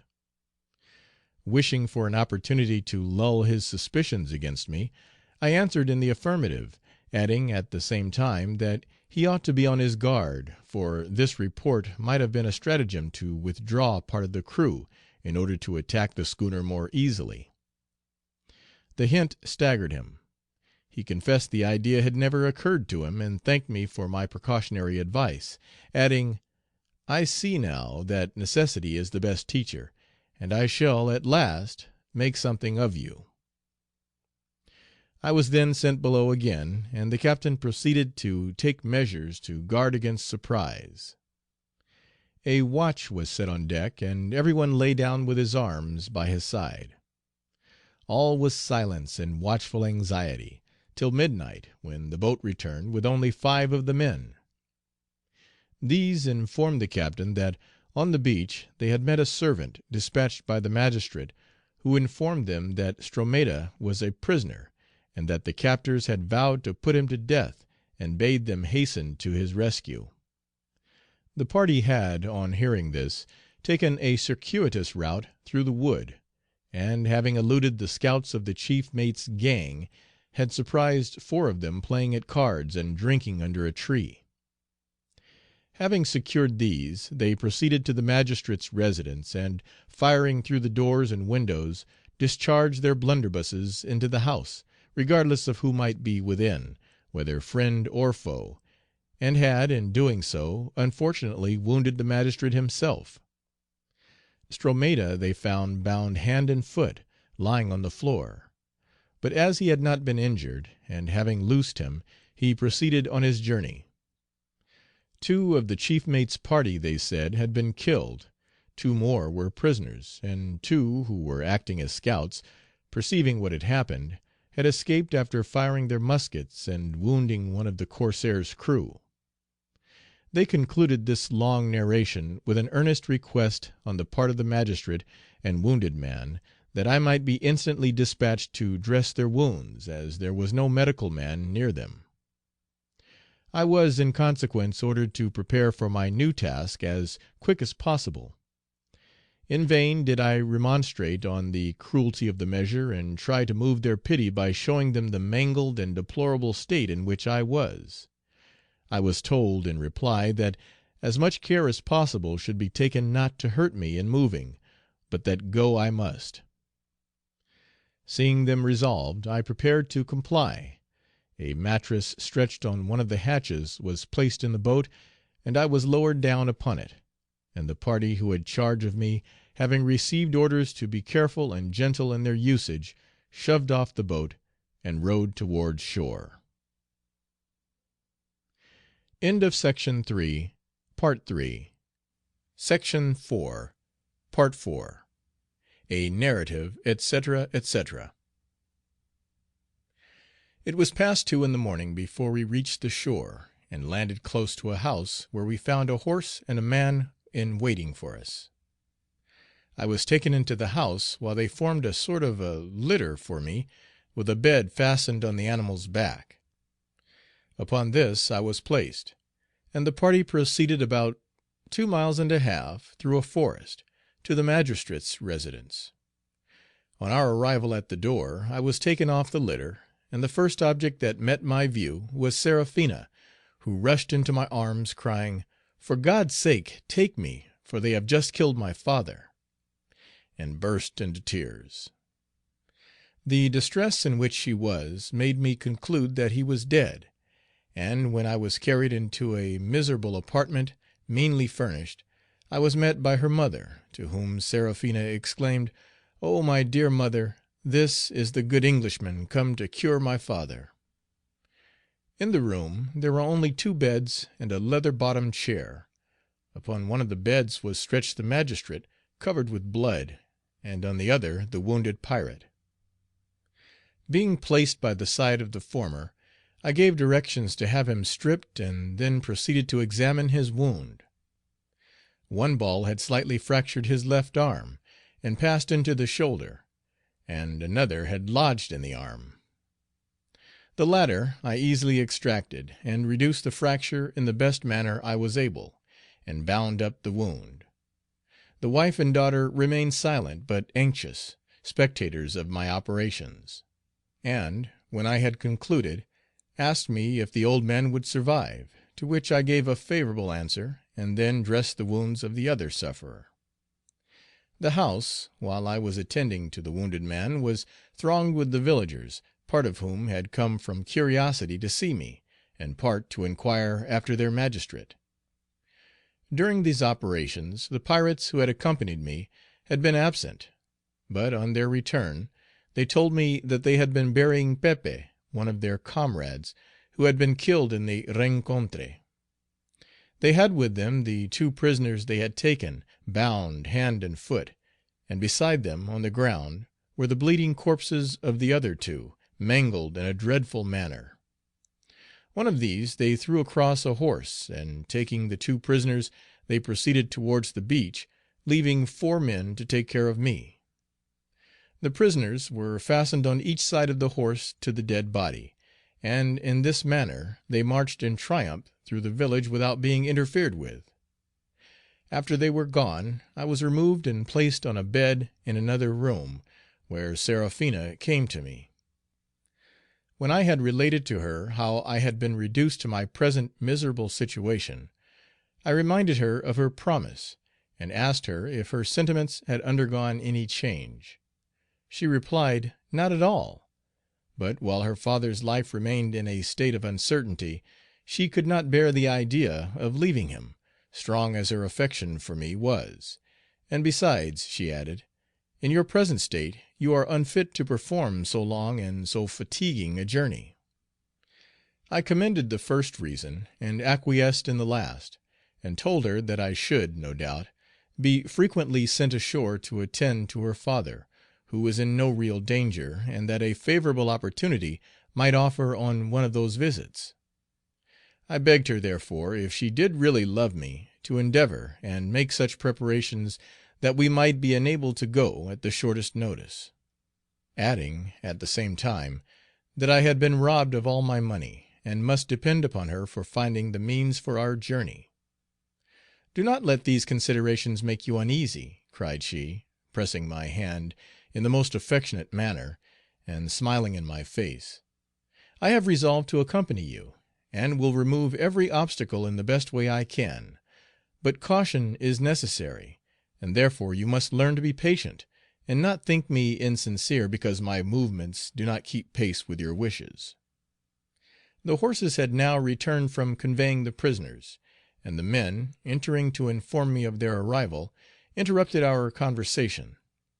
I bade Seraphina adieu, and, with a light heart, suffered them to carry me to the litter, which was made the same as formerly. Before we set off, the magistrate sent word to beg that I might be allowed to visit him on the following day. The body of the other man was now fastened across one of the horses, and the party proceeded towards the beach. When we arrived at the place where the boat was stationed, the dead body was cut from the horse and flung into the sea. A line was then fastened to the neck and attached to the boat, for the purpose of towing it into deep water, where they intended to sink it, and had brought a stone with them for that purpose. It was at this time broad daylight, and we had scarce rowed 150 yards from the shore, when we perceived a man, closely pursued by the inhabitants, rush towards the shore, plunge into the sea, and swim after the boat. The crew pulled towards him and took him in. On inquiry, he proved to be one of the chief mate's party, and they deliberately told him that he must die, pointing out to him, at the same time, the mangled body of his late associate. The poor wretch, seeing that he had only escaped from one set of barbarians to fall into the hands of a worse, burst into an agony of tears, and implored them to have mercy on him. The inhabitants in the meantime demanded with loud cries that he should be delivered up, and the boat returned apparently for that purpose; but, after some altercation, they resolved to keep and murder him themselves, and again left the shore, with the determination to torture him in the swampy passage where they had already destroyed one victim. When they had arrived at the entrance of that pestiferous spot, they sunk the dead body, after inflicting some indignities upon it, and thence proceeded to strip their lately acquired prisoner, whom they lashed on the boat, gagged and pinioned, and pulled into the channel. The body of the miserable being was soon covered with mosquitoes and sand flies, and he writhed with the agony of their stings. In this state they carried him to where a tree projected into the waters, on which they placed him, blindfolded, shot him, and then made the best of their way to the corsair. On their arrival, they exultingly told their companions of their cruelty, not only what I had witnessed, but what they had inflicted on the other 2 captives whom I had seen bound at the magistrate's residence. These poor wretches they had fastened to trees, and fired at them as targets; and one monster boasted that he had lost a bet of a doubloon because he had not killed his man first.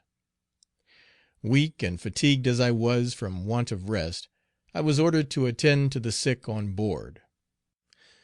The wounded man, I found, was now quite well, and I endeavored to impress upon his mind that he owed his life entirely to my exertions, which he verily believed, for he declared that I should never want a friend while he was on board. Having performed this office, I dressed my own wounds, which I found less painful, and assuming a more favorable aspect. The captain came in and examined them, and expressed a hope that I should soon be able to make the sail and go up aloft, which I told him I should be able to do in 3 or 4 days. He then questioned me on the subject of the magistrate's disaster, and told me that I must pay every possible attention to him, as he was a very worthy man, and his best friend. In order to lull his suspicions, I pretended unwillingness to go so frequently ashore, and recommended him to send for a medical man; but he overruled my objections, and said that he was quite confident in my skill. On this day he was perfectly sober, which was seldom the case, and he began to display a feeling of kindness towards me, remarked I must be fatigued, and recommended me to take a few hours' sleep, a recommendation that I willingly followed, and slept till I was called up to dinner. After dinner I tried to continue making the sail, with which he was highly pleased. I worked at it till near 9 in the evening, when he told me that I had done enough and had better go to bed. At 5 o'clock on the following morning I resumed my labors, and by breakfast time had got the whole put together. After breakfast I attended to the sick, as usual, and in the meantime the sail was hoisted up by the captain's desire, to see whether it would answer, and he expressed himself highly pleased with it. In the afternoon I was to visit the magistrate, but another event prevented me. About 11 in the forenoon there was a cry of a sail, and notwithstanding my wounds I was ordered aloft to look out and examine.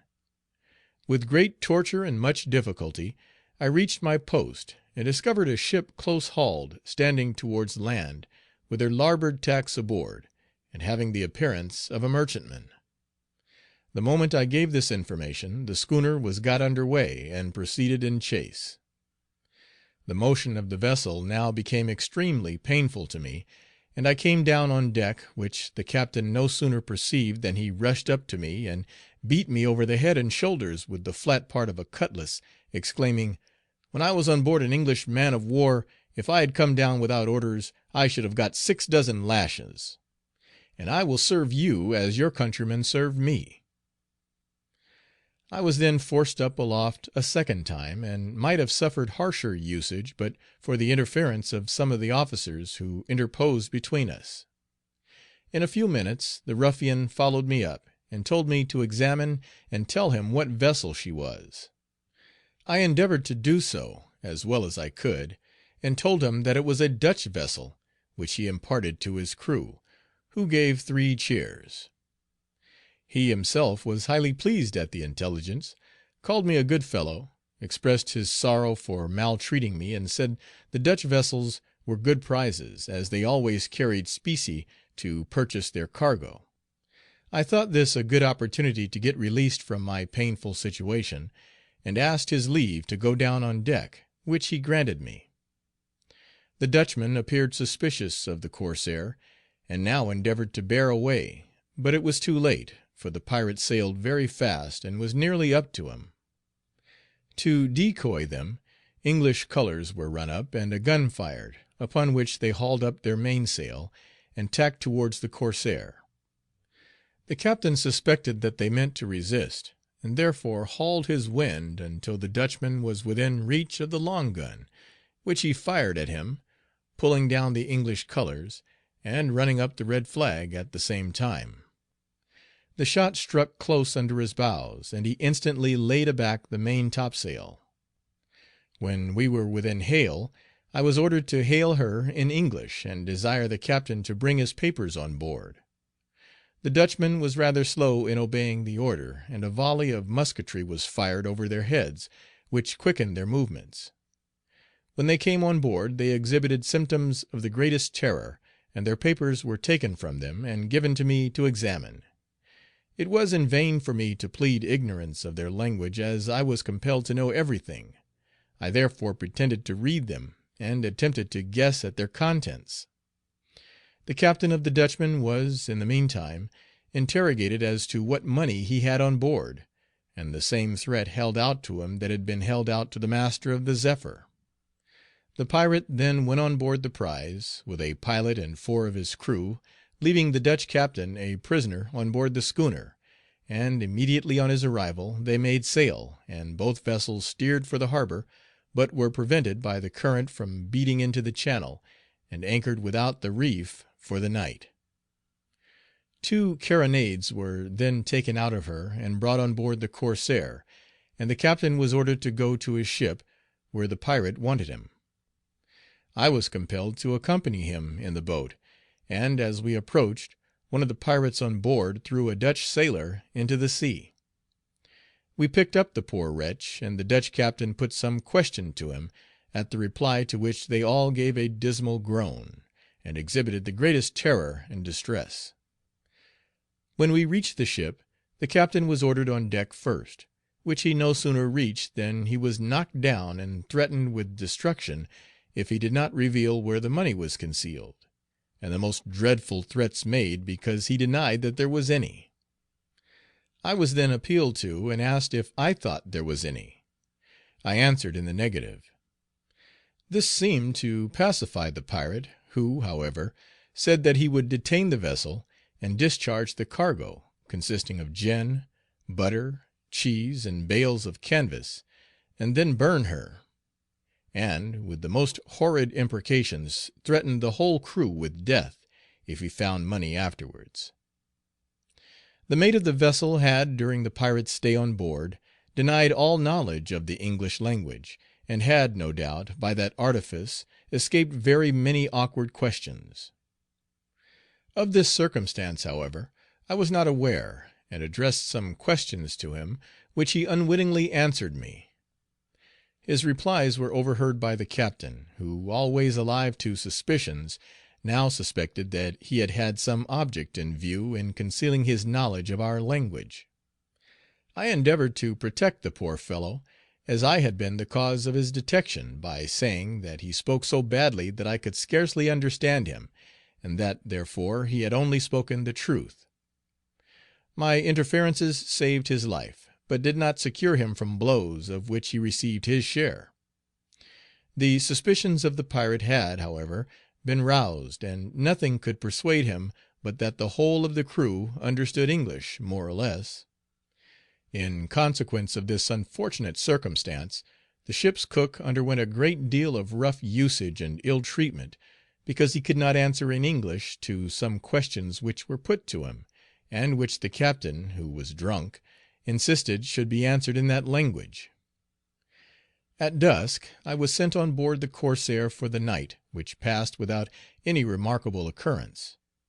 At 4 in the morning the vessels weighed anchor, and went to the mouth of the channel, where they again brought to, and waited for the sea breeze, as they could not enter without a leading wind. At 10 o'clock the sea breeze blew rather fresh, and they entered the harbor, where the Corsair was brought to an anchor, and the Dutch ship run on shore. A boat was then dispatched for me, and on my arrival, the captain, who had passed the night on board, desired me to go below and dress the wounds of one of the pirates whom he had punished for insolence during the night. When I went, I found the man had received a very severe cut with a sword on the side of the head, the wound extending from the left temple to the ear. When I had cleaned and dressed the wound, the fellow seemed very grateful for my attention, and said that when he was well he would assist me to escape; but I was too fearful of treachery to intimate a wish to that effect to him. After dinner I was sent ashore to the magistrate, but, on our way thither, became an unwilling participant in an unexpected rencontre.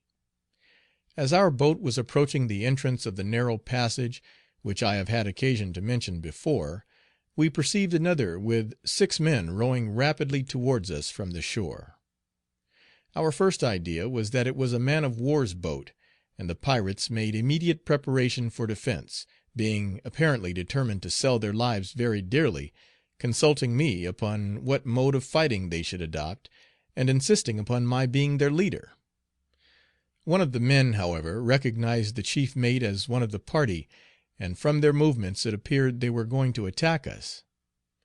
Knowing that indiscriminate slaughter would ensue, and that I should suffer the same as the rest, I consented to direct them how to defend their boat, and while considering on the best means of doing so, a musket was fired across our bows, and signals made for us to go to them. No time was to be lost, so I desired 2 of the men to lie down in the boat with their blunderbusses, and the other 2 to keep at the oars, having theirs ready by them to use at a preconcerted signal. Then taking the helm in my hand, guided the boat direct upon the others. When I found that the boat had sufficient way upon her, I desired the rowers to desist and take their weapons, and be ready to jump into the other with their cutlasses the instant that they had discharged their pieces. My instructions were fully obeyed, and the result was in our favor. The suddenness of our attack completely disconcerted them. 3 of them fell by our fire. The rest made but a feeble resistance, 2 of whom were instantly massacred by the pirates, and the other leaped into the sea, wounded as he was, and endeavored to swim off, but was followed and taken. We only lost 1 man, who received a ball in the head, and instantly expired. The unfortunate prisoner was interrogated as to the cause that had induced him to join the chief mate in his designs. He replied that he had left the Havana with no other view than to join the pirate, but having heard on shore of the unprovoked slaughter of their associates, they had determined to be revenged. When they observed the corsair bring in her prize, they knew that there would be frequent communications with the shore, and resolved to cut off the boats seriatim as fast as they were sent. He then declared that he had told them the truth, and hoped, that as he was not the instigator of the deed, they would be satisfied with having taken the lives of his companions and spare his own. But the appeal was made in vain, for he was almost instantaneously stabbed to the heart by one of the crew. Thus did I become the unwilling actor in a scene of blood, and assist, by my advice, in the destruction of 6 of my fellow creatures. I did then, and do now, often reflect upon it with horror, but I had no alternative, and must have been massacred myself had I not complied with the mandates of the ferocious wretches among whom it was the misfortune of my life to be thrown. On our arrival on shore, a hole was dug, and the murdered man buried. I was then placed upon a litter, as before, and taken to the magistrate's house. Seraphina and her mother met me at the door, and seemed rejoiced to see me, particularly the former. I found the old man in a very favorable state, and having dressed his wounds, and informed his wife and daughter that there was no danger to be apprehended, retired to another room, where Seraphina joined me.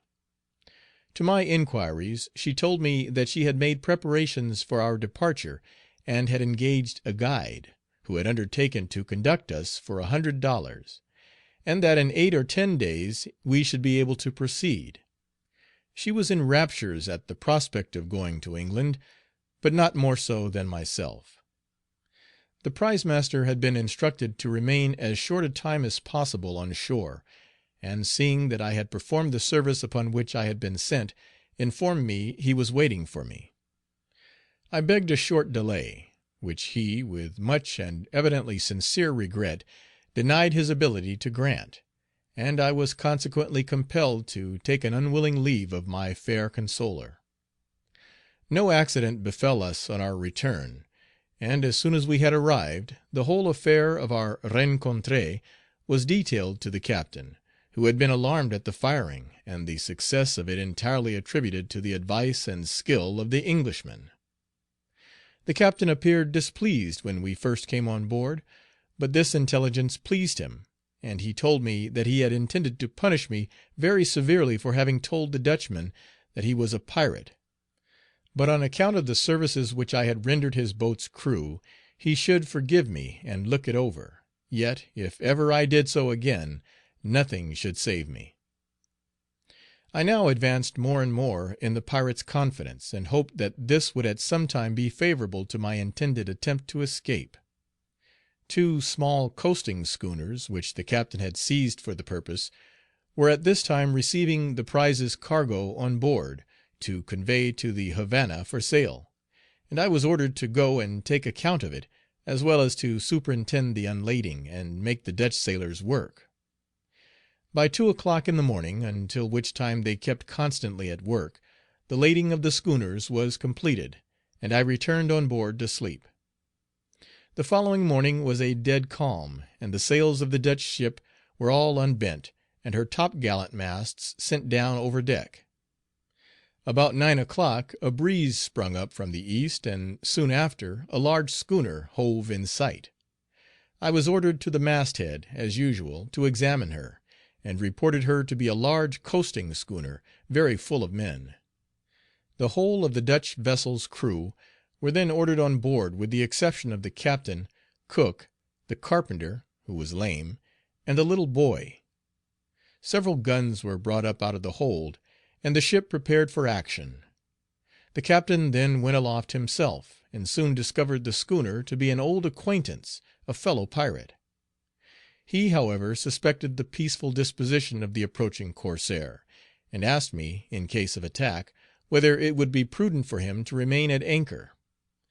I answered in the negative, and the vessel was got under way, and the Dutchmen informed that they would be expected to take an active share in the engagement.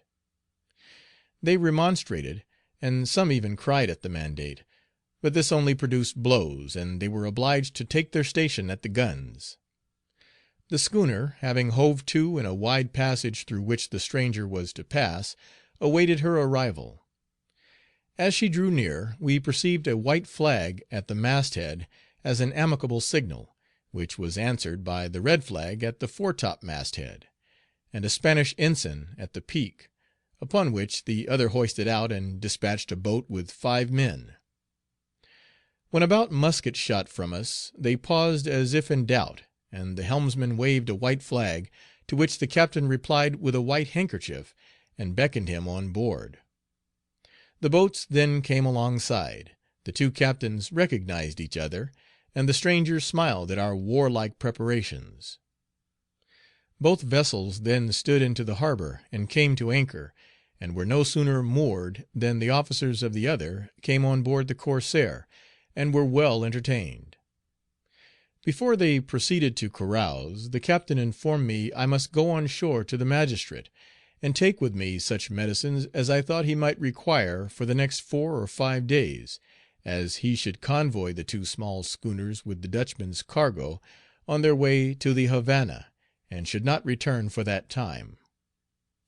I willingly obeyed this order, and was conveyed in the usual manner on shore, and from thence to the village. After dressing the old man's wounds, I had an interview, as usual, with Seraphina. I informed her of the probability of my being absent for some days, and begged her to expedite the preparations for our departure in the meantime. She was proceeding to assure me of her willingness to do everything in her power, when a hasty messenger arrived, and brought orders for my instant return to the corsair, in consequence of an alarming accident on board.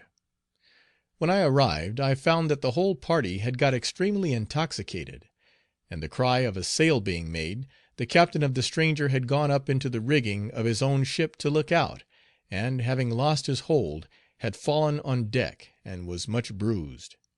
He seemed dreadfully alarmed, but I pacified him, telling him that there was no danger, and, having bled him, put him to bed. He was very grateful for what I did, and offered to exert his interest for my release. As I knew the application would be fruitless, and might lead to ill treatment, I declined it. He then offered me money, which I also refused. The corsair now came to visit him, and the other begged I might be allowed to remain with him for this cruise, until he was recovered, pledging his word to bring me safe back. But the other refused, on the plea that he could not spare me. After we had supped, the captain returned to his own vessel, taking me with him. Although during the day they had been upon the most friendly terms, and the stranger had received large presents of cheese, gin, butter, and even sails and spars, and almost everything he might have deemed necessary, yet so suspicious was the pirate of the other, having some sinister design upon him, that he took every precautionary measure in his power. Springs were put on his cable, the watch was doubled, the guns loaded, and the men ordered to lie with their arms upon the deck, which was cleared as if for immediate action. Whether it was, that the other had really had any hostile designs upon the corsair, and was prevented from putting them into execution by the activity and watchfulness of his rival, or that the suspicions of the captain were unjust or ill founded, I do not know, but both parties remained tranquil for the night, although both appeared to be on their guard. End of Section 4, Part 4. Section 5, Part 5. A narrative, etc., etc. In the morning I visited my new patient in the other vessel, who very carefully offered to do all he could in his power for me. The captain arrived soon after, having been sent for by him, and I was very warmly recommended to his good graces. Both vessels in a short time began to prepare for their respective cruises, and the two pirates now took leave of one another, and the captain and myself returned on board our own schooner. After having left 4 of the crew as a guard in the prize, her own crew being on board the Corsair, the pirate proceeded on his voyage to the Havana, accompanied by the 2 small schooners. All 3 stood up within the reef till the afternoon, when we discovered a small schooner rigged vessel, very full of men, coming down towards us. As she was too insignificant to cause any apprehension, the captain kept on his course until within gunshot, and fired to bring her to. A boat was then dispatched on board with 10 of the Dutchmen armed, with orders to search for arms and ammunition, but on no account to injure the people on board of her. In boarding her, the Dutchmen drew their swords, which so alarmed some of the Spaniards that they jumped overboard, at which the captain, who was watching them with a glass, laughed most heartily, pointing them out to me. He had the humanity, however, to dispatch another boat to their assistance, and the prize master, who went on this last service, informed us, when he returned, that he knew most of the people on board, who were inhabitants of some of the villages along the coast. At dusk the convoy anchored for the night, and at daybreak again pursued their voyage. We had proceeded but a very little way when we perceived a large schooner on the outer edge of the reef, and I was sent to my usual post on such occasions to reconnoitre. She proved to be a merchantman, and, as the wind was light, sweeps were got out to go in chase of her. We were approaching her very fast when we observed that she had dispatched a small canoe with 3 men towards the shore. The captain no sooner perceived this than he manned and dispatched a boat in pursuit, as he conjectured that they had specie on board. Having taken this measure, he hoisted the red flag, and fired a gun at the schooner to bring her to. She immediately wore round, and hoisted Spanish colors, which made the pirate believe she would engage him. He cleared the vessel for action accordingly, and fired a second shot with intent to strike her, but it fell short, though well directed. The stranger now hauled down her colors and hove to, and the pirate hailed and ordered the captain on board with his papers. On his arrival on board they recognized one another as old friends, and when the pirate asked him what had induced him to dispatch his canoe ashore, he found by the reply that his conjecture had been true. The stranger had taken him for a Carthaginian privateer, and had sent what little money he had on board away. The boat in the meantime had gained upon the canoe, and having fired, wantonly too, a volley of musketry at her, had compelled the rowers to stop, but no mischief fortunately had ensued. After an interchange of civilities, the captain of the stranger returned, taking with him 2 cases of gin, and half a dozen cheeses as a present. At night we anchored in a small bay, called by the Spaniards Morilla, about 2 leagues southwest of the Bay of Honda. As there were several piratical row boats that frequently capture small vessels and infested the latter place, the pirate did not think his convoy out of danger until they had passed it, and therefore accompanied them thus far, and then, giving them in charge of the prize master, returned towards the harbor, which we reached on the following evening.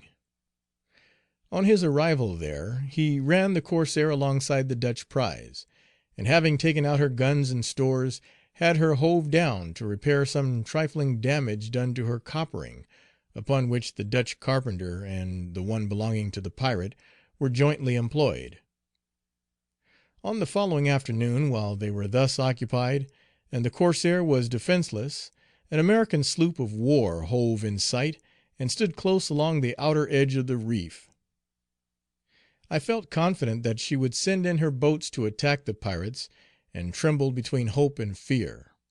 Hope, because that event might procure me my liberty, and fear, lest being found among this horde of miscreants, my tale should be disbelieved, and myself confounded with them, and subjected to the same ignominious and disgraceful end. That she could not see the pirates and distinctly discern all their movements, I will never believe, for I could plainly perceive her men and officers walking the deck. Nay, so apprehensive were the pirates that they would be attacked, that they all gathered round and entreated the captain to right the schooner and take measures of defence.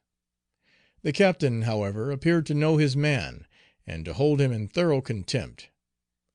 "When I see them hoist out their boats," cried he, "I will believe they are in earnest, but the Americans always boast more than they perform, and they will not attempt to attack us. Were they English, I should be afraid."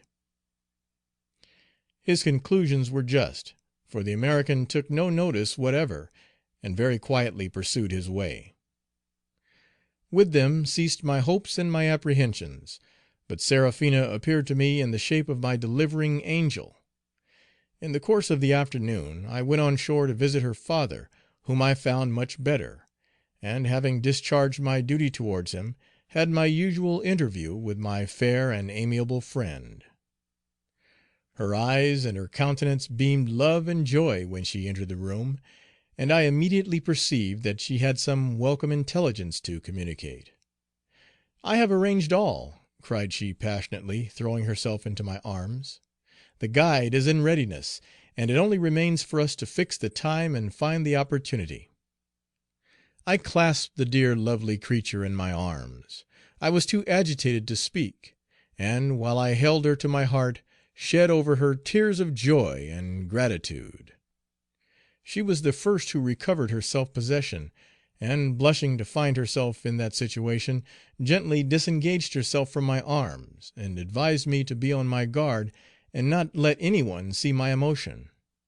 "Do not be so agitated," cried she. "The time is short, and we have much to think of, therefore let us make the most of it to render our plans effective." After many schemes had been proposed and rejected by turns, it was agreed that I should come over late on the second evening, under pretence of performing some surgical operation on her father; that she would in the meantime have the horses and guide in waiting at a short distance, and take every precaution to prevent a discovery. Our conversation was now interrupted by the entrance of several villagers, who, having heard of my cures, had come to me for medical advice. As I was cautious of giving umbrage to the captain, I declined giving any advice without his consent, and, to avoid importunity, told the prize master, who always accompanied me as a guard, that I was ready to return on board the schooner. On our arrival at the vessel we found a boat alongside, belonging to the magistrate of a village about 10 miles off, who had sent to beg some gin, cheese, and other articles from the pirate. Anxious to keep on good terms at all times with these authorities, the boat was laden with presents and sent back. Can it be a matter of surprise that these miscreants have committed their lawless depredations for so long a time, and with such impunity, when the very men whose duty it was to extirpate them were daily encouraging them; when the pirate could boast that the magistrate was his friend, and receive in the face of all the laws of his country and of nations such proofs of his friendship as to be enabled to thwart all hostile measures adopted against him? European nations may send out their crusades against them, but while the execution of the laws is placed in such hands, while pirates plunder and the magistrates and his myrmidons share, all their efforts will be vain, and, like the hydra, when they destroy one head, a fresh one will supply its place. The night passed without any particular occurrence, and in the morning the American sloop of war again hove in sight. The corsair's repairs had been completed the preceding day, and she had been righted. The captain, therefore, out of bravado, said, "As the Yankee will not come to me, I will go to him." I certainly expected that the experiment would cost him dear, but of his real object I was not aware until we had got without the reef.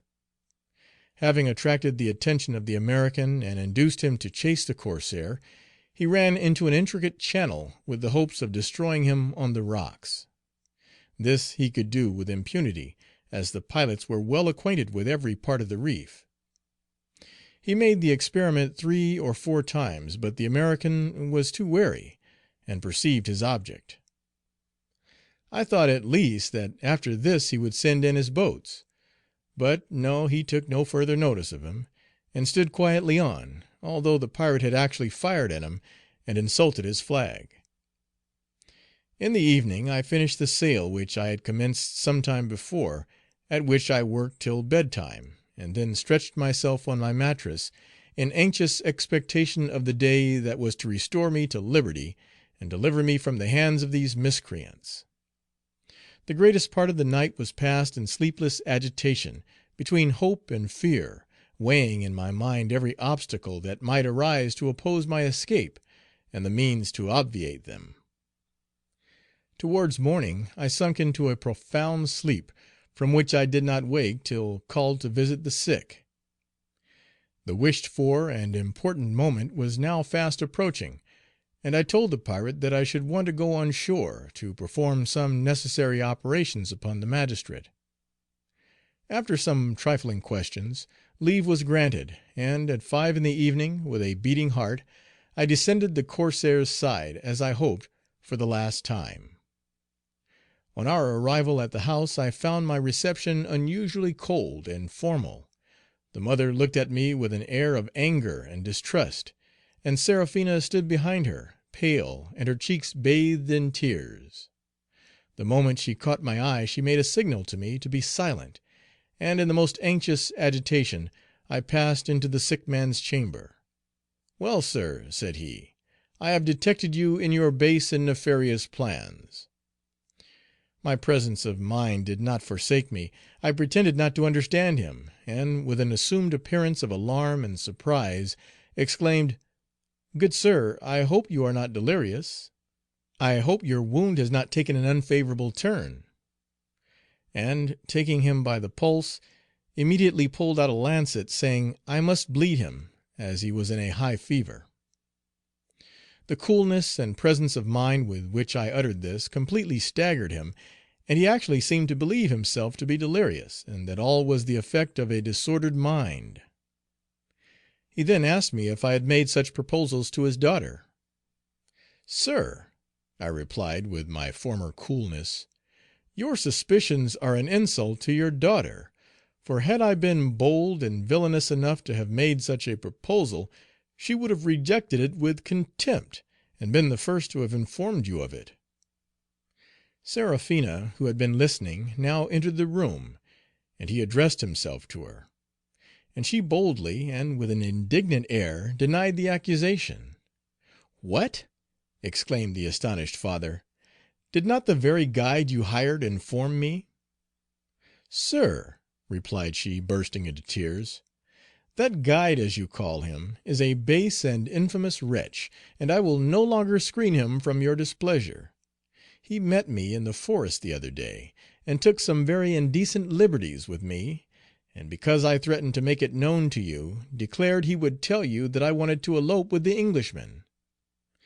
That I highly esteem him I do not deny, and it would be ungrateful if I did not, after he has saved your life." Here she sobbed loudly, and the old magistrate so completely believed her, that the mother was called in, and all matters amicably settled, the old man vowing vengeance against the rascally guide.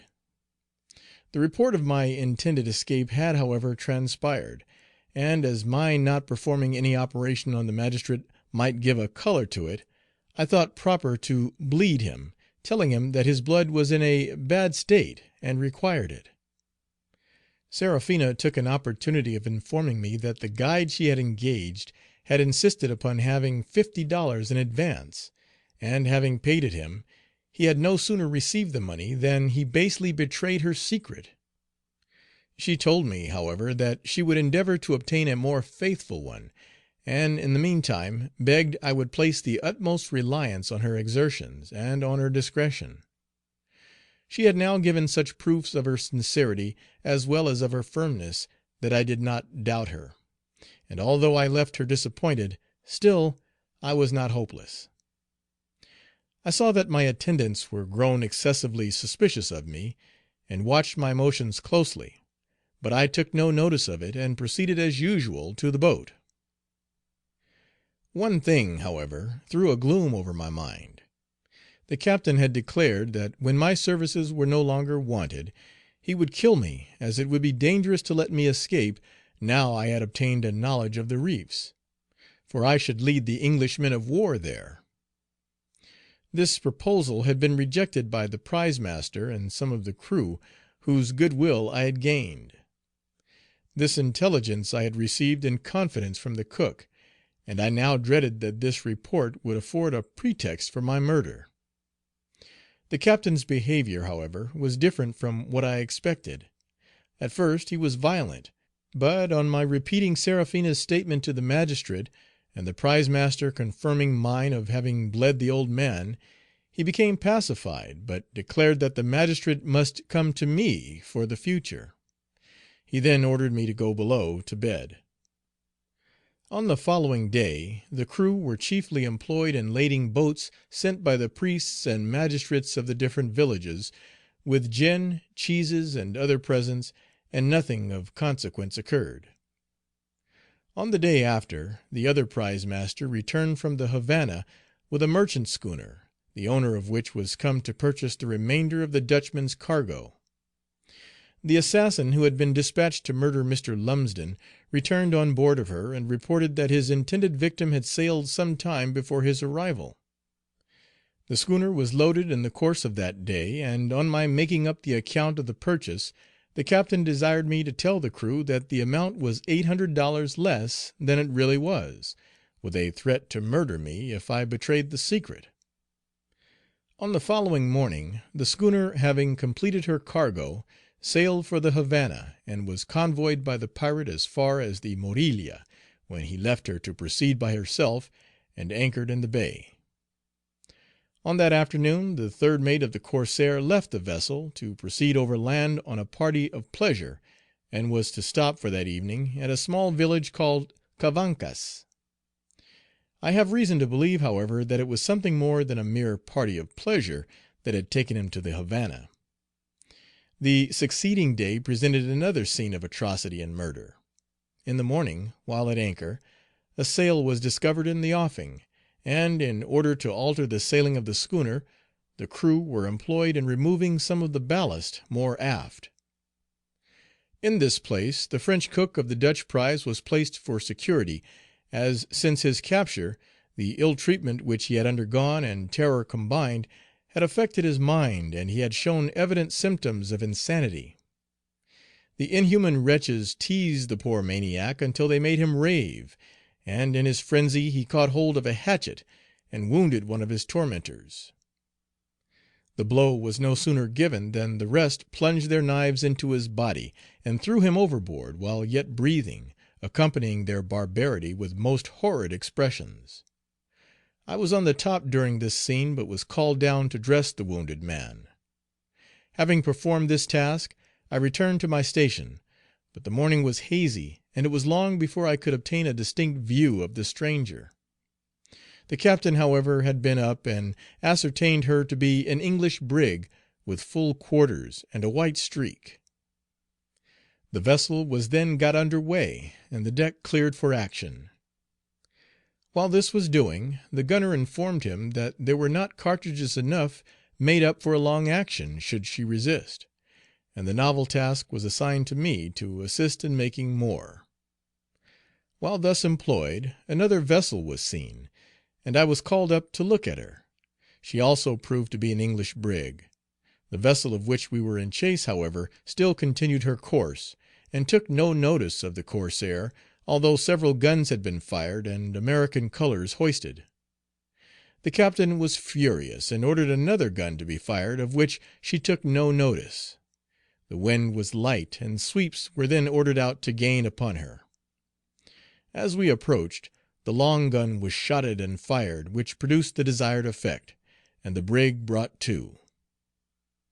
The American colors were then hauled down, and the red flag hoisted, and the boat let down to board her.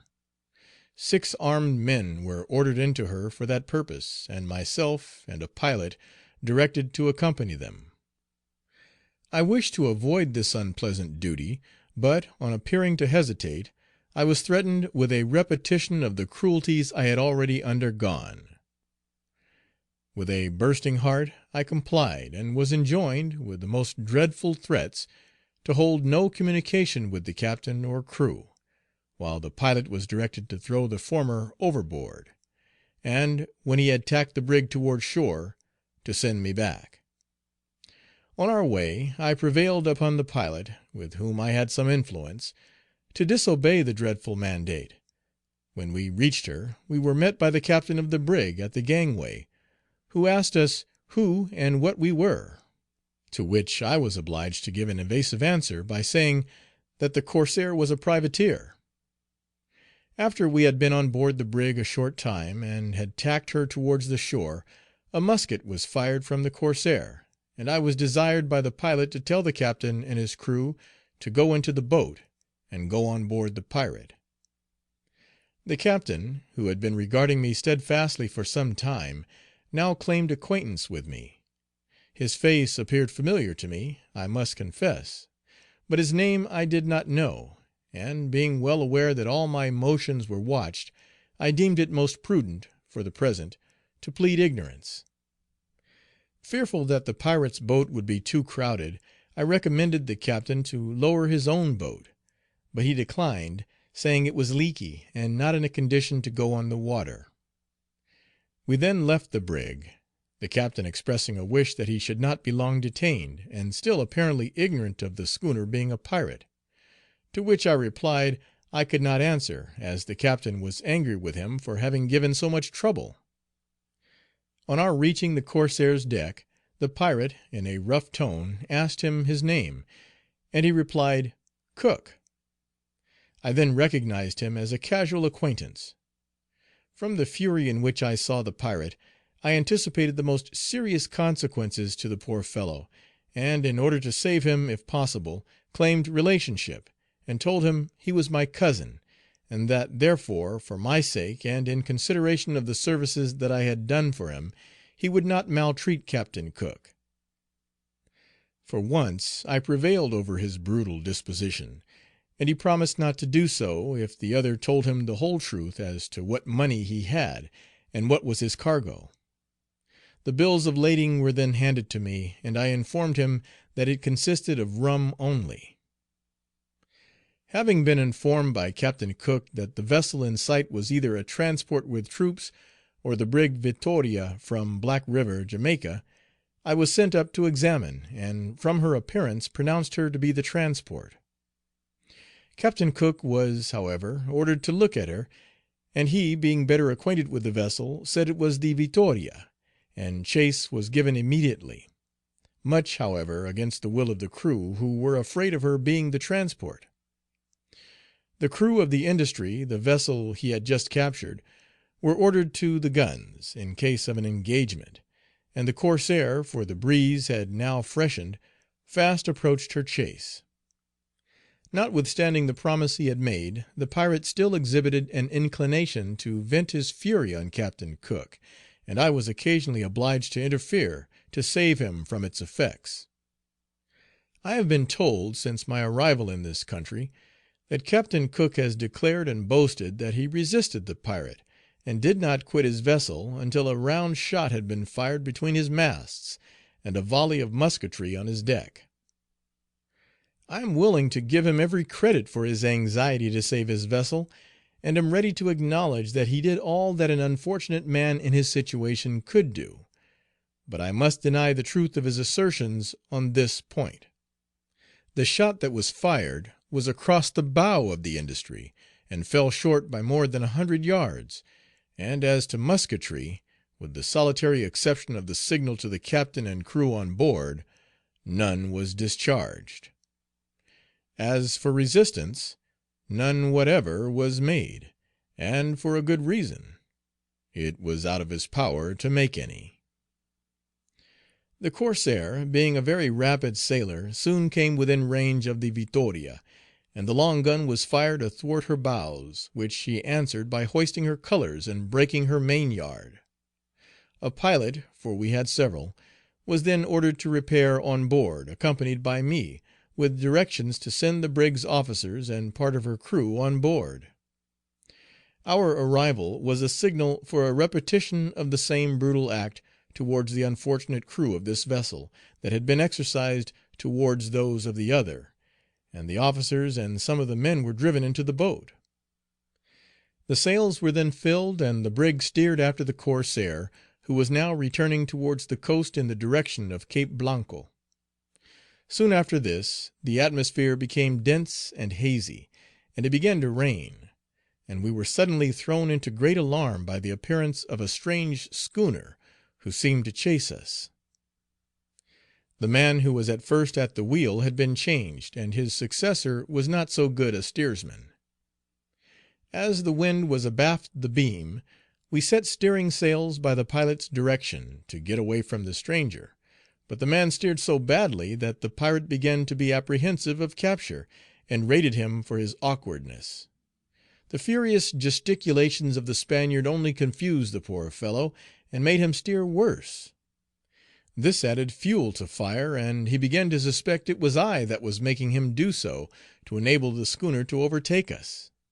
He then turned upon me, and told me that if I did not make him steer more steadily, he would take his knife and kill him. I knew that to threaten with these wretches was to perform. In order, therefore, to save the man's life, I pretended to be enraged with him, and struck him lightly across the back with the flat part of a cutlass. This act, though done with the best and purest of motives, and from a desire to save the life of a fellow creature, has since been adduced against me as a proof that I joined in the brutalities of these blood-stained miscreants, and took a delight in them. Such is the gratitude that man has to expect from his fellow man. End of Section 5, Part 5. Section 6, Part 6. A narrative, etc., etc. It was now late in the day. The rain had ceased, and the atmosphere had become more clear, and with it our apprehensions had vanished; for we could perceive that the stranger was no man of war, nor was she in pursuit of us, but standing a different course. I began to wish that night would come on, for I had resolved in my own mind to attempt my escape under cover of the darkness, to kill the pilot and the other Spaniard, for only 2 were on board, and take the vessel to New Orleans. This I hoped to accomplish, as I counted upon the assistance of the 2 men who had been left on board. The pirate, however, was too guarded, for at dusk the gunner of the corsair was sent on board, and I was taken back. The prisoners on board were ordered down into the hold, with the exception of the steward of the Industry, who was sent into the cabin. Sentries were then placed over the hatchways, and the prisoners charged, on the peril of their lives, not to come upon deck. All 3 vessels came to an anchor close by each other outside the reef, and as soon as the necessary arrangements were made for their safety, a council was held to deliberate on the disposal of the prisoners. Some question having arisen, I was sent for to inform them what quantity of coffee was in the Victoria, and how much rum on board the Industry, with the relative value of each. On being informed, the captain declared the rum not worth their attention, and talked of destroying the latter vessel. I remained to hear the result of their deliberations, anxious for the safety of the unfortunate wretches who, like myself, had fallen into their hands. The debate was warm. Part wished to put them to death and throw them overboard, and part, more merciful, wished that the Industry might be suffered to proceed, and take them with her. I joined my entreaties to this effect, and, after much altercation, the latter alternative was chosen, much to the dissatisfaction of the more sanguinary party. The sentinels prevented any communication with the English prisoners, so that I could not inform them of their fate. I was then ordered below, and the captain left the corsair to visit the 2 brigs, leaving her in charge of the prize master. On his return, he told me that he should grant my request, and give up the Industry, and then gave orders to the prize master to that effect, giving strict injunctions, however, to detain the clothes of both the crews. He then went on shore, as he said, to overtake the 3rd mate at the Cavagnas, and to give him instructions to send vessels down from the Havana, with bags for the purpose of sending the Vitoria's coffee to market. I dreaded much that the captain's absence would be the cause of the ill treatment, if not of the murder of the prisoners on board, nor were my fears without foundation. One of the fiends, who had wished to put them to death, now proposed to carry the diabolical plan into immediate execution, but was opposed by the prize master in charge. Deeming him the only obstacle, he watched his opportunity, and while he was reclining against one of the guns, made an attempt to despatch him with his knife. The blow, fortunately for us all, failed, and the cries of his intended victim roused the crew to his assistance, who inflicted summary justice on the bloodthirsty miscreant, and in their fury put him instantly to death. This attempt so alarmed me that I kept awake the remainder of the night, as also did the Industry's steward, who was in the cabin with me. We drew as close together as we dared, and conversed in low whispers during the night, ceasing, however, when we heard any one approach; and I took that opportunity of communicating my unfortunate situation, and what I had suffered since I had been a prisoner, with which he seemed much affected, and sincerely pitied my case. In the morning, the crew of both vessels, with the exception of Captain Hearn, his mate, a passenger, and the Industry's steward, were employed in getting the Victoria under way. Seeing Captain Hearn upon deck, I obtained leave of the prize master to address him. I then informed him of my unfortunate situation, and told him that I should escape the first favorable opportunity. At his request, I obtained his coffee certificates for him from the prize master, but could not succeed in obtaining the restoration of any part of their clothes, which the pirates were resolved to keep. Between one and the other, I was often placed in an awkward dilemma. If I applied for the restoration of any part of the plunder, the pirates became exasperated, and I incurred the risk of ill treatment. If, on the other hand, for the sake of my personal safety, I declined any interference, I was immediately charged with a want of feeling, and the motives misrepresented. That such has been the case, I have had good reason to know, and the prejudices which these misrepresentations excited were nearly fatal to me on a recent occasion. The Corsair and the Victoria were now under way, and the prisoners, except the Dutchman, having performed the task assigned to them, had been transferred on board the Industry. The prize master, therefore, desired me to hail Captain Cook, and to tell him that he was at liberty to pursue his voyage. Although it was in a great measure owing to my interference, and that too at the risk of my own life and personal safety, that the lives of himself and the rest had been spared, and his vessel given back to him, yet since my return to this country, when I was standing on peril of my life, this man did not show the common feelings of gratitude.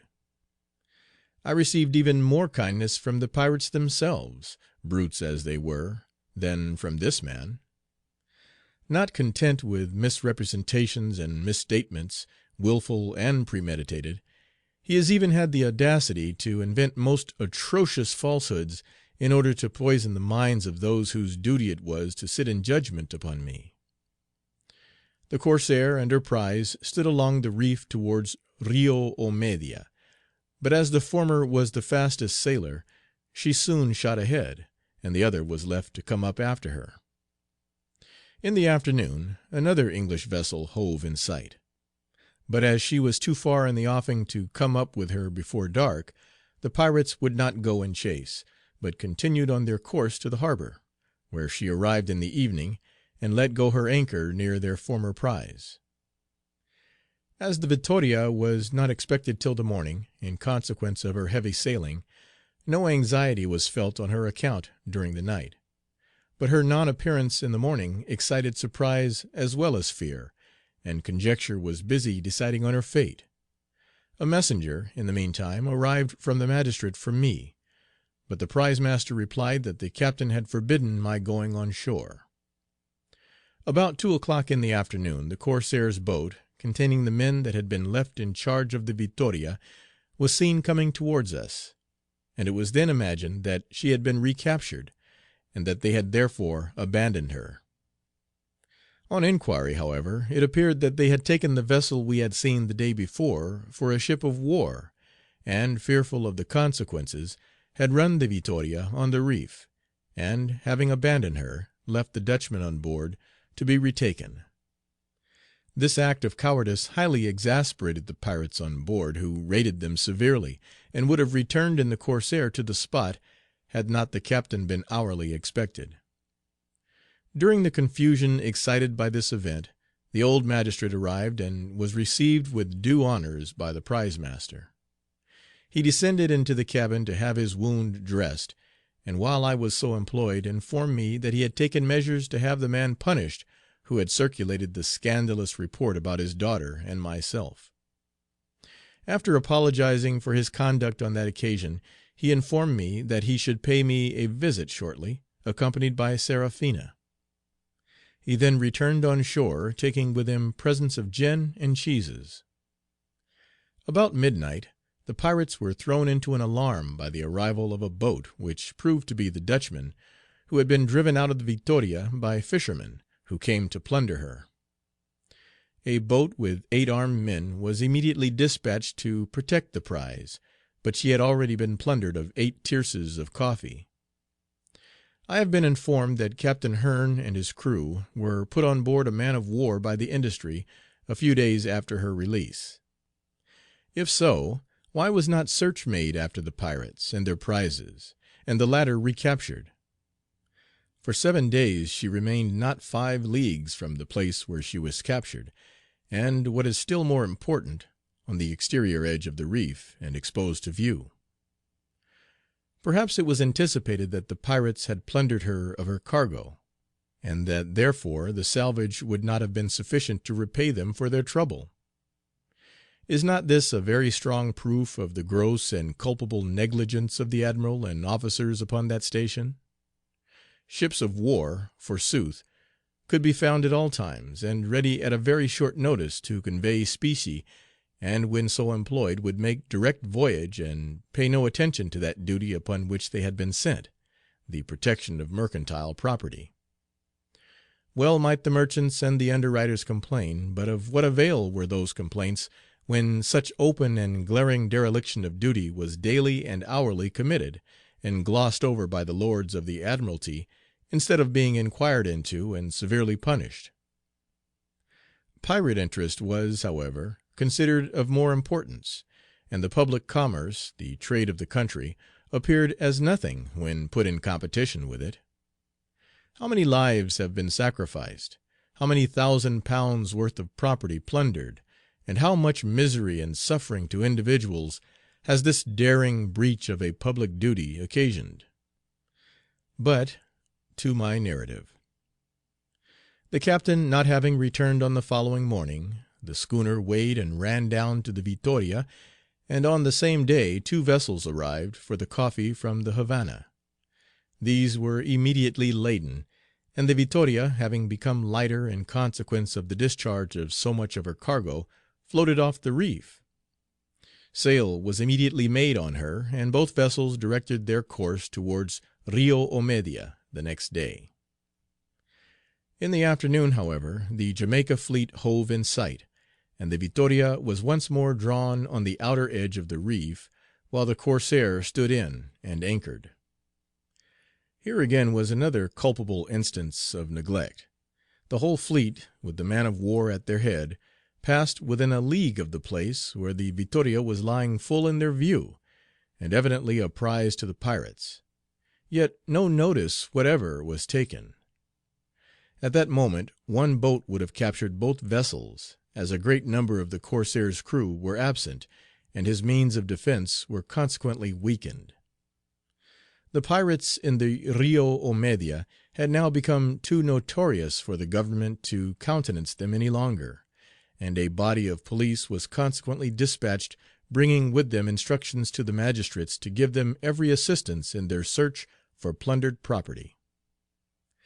This information no sooner reached the old magistrate than he sent down to the Dutch vessel, took out the men on board, and dispatched them to the Corsair, and then set fire to her where she was. She soon burned to the water's edge, and then floating, was carried away by the current, so that not a vestige remained. The Victoria, in the meantime, had been got off the reef a second time, and, having been brought into the harbor, was run upon a mud bank, while the corsair gave notice to the inhabitants of her safe return by discharging her guns. A message soon after arrived from the captain at Caso Blanco, desiring that the Dutchman might be instantly set at liberty, and sent away on board a small vessel belonging to the pirates, and that a boat might be dispatched for him. This messenger informed us that a party of police, 30 in number, had been searching through the villages for plundered property. But as soon as the report of the corsairs' guns had reached their ears, they made a precipitate retreat. Such was the dependence that was to be placed on those cowardly wretches. The Dutch prisoners were released, and sent away the following day, but what became of them I never heard. Whether they succeeded in reaching their native shore, or whether they were, like myself, apprehended on charges of piracy, as they had assisted as well in several captures, and were not so fortunate in being able to establish their innocence, is a question that I am unable to answer. They were released, however, according to the order, and I envied them their fate. The magistrate and Seraphina soon after visited us. The former confirmed the tale of the messenger relative to the conduct of the police. They were accompanied by a number of young ladies, who, Seraphina informed me, having heard of my case, had come to consult me. She lamented bitterly our disappointment, and told me that the cause of it was now suffering for his perfidy in a prison. 2 priests and a magistrate, accompanied by 4 females, added to the number of the company on board. These visits appeared to be for the sake of getting what they could from the pirates. The priests, as usual, exercised all the chicanery of their craft, and were well paid for it. They visited the Victoria, and took all her charts and maps for household ornaments, and having returned on board, caroused till dusk, when the whole party took their leave. On the second day the captain returned, and was furious when informed of the circumstances of the Victoria, so much so that the pilot who had been on board of her narrowly escaped with his life. The third mate soon after arrived with 2 coasting vessels from the Havana, which were speedily loaded with the remainder of the Victoria's cargo. The pirates at all times found great facility in disposing of their plunder by these coasting vessels, who were always ready not only to receive it, but also frequently lent their crews to assist in the capture and to board vessels. A whole week had nearly passed without any remarkable occurrence, when another piratical schooner entered Rio Omedia. Her captain informed us that he had plundered 3 English vessels, out of one of which he had detained a carpenter, who, he said, was an excellent workman. This unfortunate wretch I did not see, but I was informed that he was assassinated as soon as he had completed the task for which he had been detained, and I have no reason to disbelieve it. From the conversation of the pirate, I learned the system on which these vessels are fitted out. He informed our captain that he had entered into an agreement with the owner to put guns, muskets, and every other article secretly on board at the Havana, and then clear her out, as it were for a neighboring port, in charge of a master. At night, when she anchored along the coast, he boarded and took possession of her, setting the master ashore. The owner, on receiving the intelligence, made a complaint to the governor that his vessel was seized by pirates, and the master confirming it by his statement, everybody believed it to be the fact, while the other was sharing the plunder, without the suspicion of being particeps criminis. Having completed her fitting out with sails and spars from the Victoria, at the end of 5 days the pirate took his departure. A few days after, the corsair captured a French vessel from Vera Cruz, with a large quantity of specie on board. The Frenchman was rather obstinate in his endeavor to conceal the money, and I witnessed a repetition of the brutality practiced on former occasions, by which means a confession was extorted, and the specie found. The money on board was chiefly in dollars, and the captain sent word on shore that he would give a premium of $4 on every doubloon. This favorable rate of exchange soon brought priests and magistrates on board, particularly the former, and these holy men, by these means, became partakers of one fourth of the plunder. I became at this time very ill with an attack of fever, and my wounds broke out afresh. I attributed this to the closeness of the ship, from the prisoners being kept constantly below, and, for the sake of my own health, as well as others, suggested it to the captain, who allowed them to walk the deck during the day. When I had recovered a little, an American brig fell into their hands, but the captain having at once delivered up his money, and pointed out the most valuable part of his cargo, was very well treated by the pirate. His watch, however, had attracted the notice of the prize master, and, as he did not surrender that so readily, he was on the point of being assassinated; but, to save his life, he gave it up, although he wanted to recover it, when released subsequently, declaring, on that occasion, that he had only lent it under promise of having it restored when done with. The crew of the French vessel was transferred to the American on the following day, and she was piloted out of the reef and allowed to go on her voyage. An attack of intermittent fever shortly after confined me to my mattress. Under this fit of illness I labored for 15 days, and was much reduced.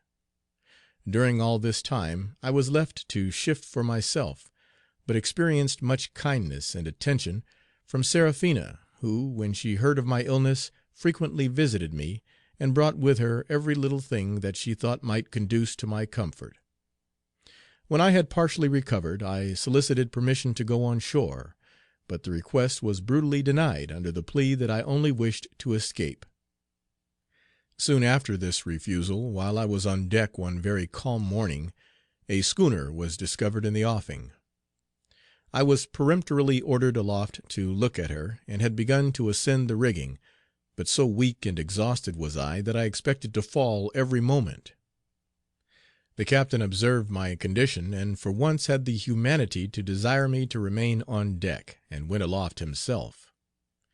When he came down, a boat with armed men was dispatched to board, as it was a dead calm, and the corsair would have made very little way herself had her anchor been weighed. The boat's crew took possession of her without any resistance, although the schooner was large and well manned. A breeze springing up soon after they were in possession, they brought their prize into the harbor, when the captain went on board of her. As soon as he returned, he informed me that the prize was an American, and that she had on board of her, as passengers, a Spanish officer and his wife; but the latter, he added, was extremely ill from sea-sickness and the bad treatment of the captain, who had been brute enough to deny her many little comforts, and requested I would go on board and prescribe for her. He was much exasperated against the captain for this act, and was determined to murder him, and the finding no money on board tended not a little to confirm him in his resolution. In a short time, however, the officer and his wife were brought on board the corsair, and I was saved the fatigue of visiting the prize. I confess I had no difficulty in prescribing for her, nourishment being all that she required, but she was evidently in a delicate state of health. Her husband appeared to be a great brute, and to care very little about her, as he began to drink and carouse with the pirates almost as soon as he came on board, paying no attention to his wife. I took the opportunity of my attending on her to inform her of the captain's threat, and prevailed upon her to join her entreaties with mine that the American's life might be spared. She did so when the pirate visited her, and at our joint solicitation he escaped that summary punishment which he had drawn down upon his head for his unfeeling conduct to this poor woman. It was customary with the pirate to make the crew of a prize, if possible, drunk, in order, in that unguarded moment, to obtain from them a knowledge of all that was on board. He had on this occasion been very liberal in his allowance of spirits to the crew of the schooner, who were prisoners on board, and were partly Irish. Intoxication soon led to quarreling, and a fight then took place which afforded very great merriment to the pirates, who laughed very heartily at it. The officer and his wife had a mattress prepared for them next to mine in the cabin, where they slept that night.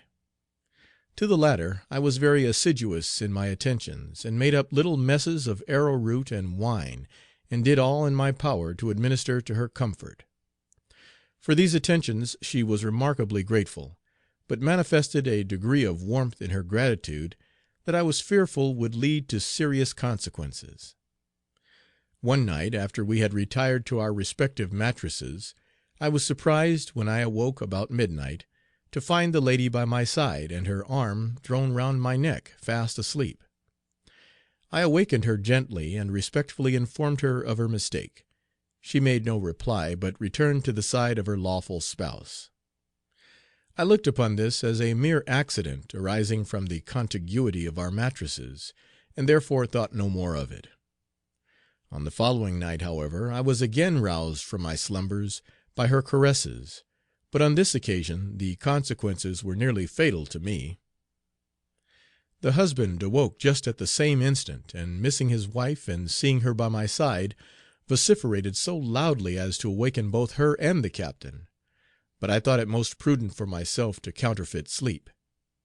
At her first awakening she gave a faint scream, but soon recovered her presence of mind and succeeded in pacifying her enraged husband, whom she convinced that the mistake had occurred in her sleep, and that his honor remained uninjured, which he the more readily believed, from my being apparently asleep.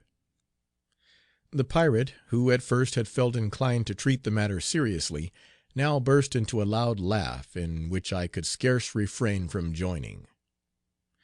For several days the corsair remained out at sea, having on board the American crew, and cruised backwards and forwards in hope of falling in with the Peacock, of New York, which the captain of the prize had informed the pirate was to touch at the Havana, and was richly laden, having besides a large quantity of specie on board.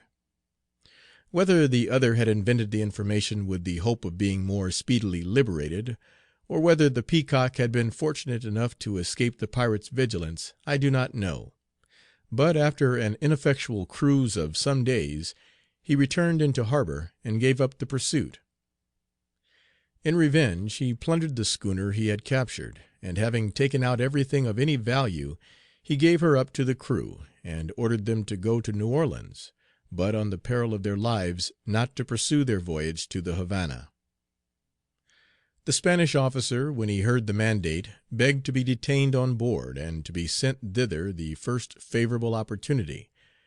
As the pirate did not apprehend any bad consequences from this indulgence, his request was granted, and the American sailed without him.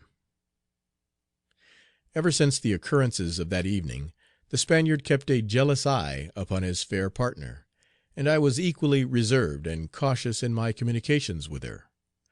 But her own imprudence had nearly rendered all my precautions abortive. I was below in the cabin, mixing some medicine for a sick man, when the lady slipped from her husband and came down. She had no sooner entered the cabin than she seated herself on my knee, and very familiarly putting her arm round my neck, gave me a kiss. The officer, who had followed her almost the instant she left him, entered at the moment, and, with most furious gesticulation, rushed upon deck, and called upon the captain to inflict summary punishment upon me. The lady, however, stood my friend on this occasion as on the former, and declared that her husband must have been mistaken, as no such thing had occurred. She then explained the cause of being seen on my knee, and said that she had slipped in consequence of the motion of the vessel, and I had caught her in my arms and had saved her from falling and seriously hurting herself. As there was a swell, and the vessel occasionally gave a lurch, the tale had the air of probability, and the captain declared that punishment was out of the case. The officer put on a constrained air of satisfaction, but I was convinced he would watch an opportunity of revenge, and was not at all sorry when, on the following day, he took his departure in a coasting schooner, his expenses being defrayed by the pirate. All this time the Victoria lay on the mud bank, exposed to the full view of every ship that passed. yet no attempts were made to recapture her. The pirate used often to say in joke that the naval officers on the station thought it better amusement to drink and enter into every species of debauchery at the Havana than to look after pirates or attempt to attack them; and from what I myself experienced, I verily believe the assertion to be fact. Nothing of importance occurred for several days, and the corsair remained quietly at anchor. One night, however, a letter was brought from the magistrate, intimating that the Governor of the Havana had adopted hostile measures, and that 100 soldiers were expected over land, and that 5 gunboats were to come down inside the reef in 4 or 5 days, and therefore advised him to be on his guard. On the following morning the magistrate himself came on board, and added that he had received the most positive orders to render every assistance, by information or otherwise, to this armament. He then advised the captain to destroy the Victoria as soon as ever the forces approached, of which he would give him a signal. The pirate now became apprehensive for his own safety, and resolved to go to Cape Sant' Antonio for a while. This resolution he communicated to the magistrate, and obtained a promise from him to send a boat with communications of all that might occur in his absence. These preliminaries having been arranged, preparations were made for sailing, and the magistrate took his leave. On the following morning we proceeded outside the reef down to Cape Sant' Antonio, and came to an anchor off that place. The magistrate, who was apprehensive of consequences, destroyed the Victoria the day after the pirate sailed. The corsair had lain at anchor for 10 days, but still no information reached her of the expected armament, and all began to look upon it as a false alarm. About 9 o'clock of the evening of the 11th day, however, the promised boat arrived to inform the pirate that he might expect the gunboats at Cape Sant' Antonio on the following day. After having performed his mission, the messenger immediately returned, in order to pass the boats unobserved while it was dark, and every preparation was made on board to prevent surprise. The morning was fine, clear, and calm. There was not a ripple on the sea. Its surface was like a mirror, and not a breath of air was stirring. The gunboats were discovered at an early hour pulling towards the corsair, who did not seem disposed to wait their arrival. The anchor was quickly weighed, and with her sweeps she was taken without the reef. The boats were about 3 miles from her, and, with a glass, all the movements could be distinctly observed. Had the officers who commanded them possessed the least spirit of enterprise, the corsair must have fallen into their hands; but my firm belief is that they were as much afraid of attacking the pirate as he was that they would attack him. He had become desperate, and had resolved upon not yielding easily, declaring he would do his utmost to sink them. At noon a breeze sprung up, of which the corsair took advantage, and ran for Rio Omedia, while the gunboats came to an anchor. The anchor was scarcely down, when the magistrate was on board to inform the captain that the Victoria's capture was unknown to the troops and gunboats, as she was totally destroyed before their arrival, and that the latter would remain off the Cape for some days. Having so far obliged his friend, he departed, promising to repeat his visit on the following day, accompanied by several others who were coming to congratulate him. The night was spent in watchfulness, and the day brought the promised party, consisting of the old magistrate and his daughter, with 3 or 4 ladies and several other magistrates and priests. The whole were well entertained on board, and the latter were by no means sparing of the wines and spirits that were set before them. Seraphina seized the first opportunity of informing me of all that she had done during my absence, and raised my hopes by saying that she had engaged another and more trustworthy guide for our escape, and that it only wanted an opportunity to avail ourselves of his services. We dwelt upon this interesting theme, devising the means, when a general movement for departure broke off our conversation. She took a warm and affectionate leave of me for the night, and this was the last interview I had with this kind, warm hearted, and benevolent creature. Her kindness soothed me in my captivity, and I shall never forget her. End of Section 6, Part 6. Section 7, Part 7. A narrative, etc., etc. On the following morning the Corsair sailed for the Morelia, where she remained idle for nearly 3 weeks. At the end of that time a French vessel fell into the hands of the pirate.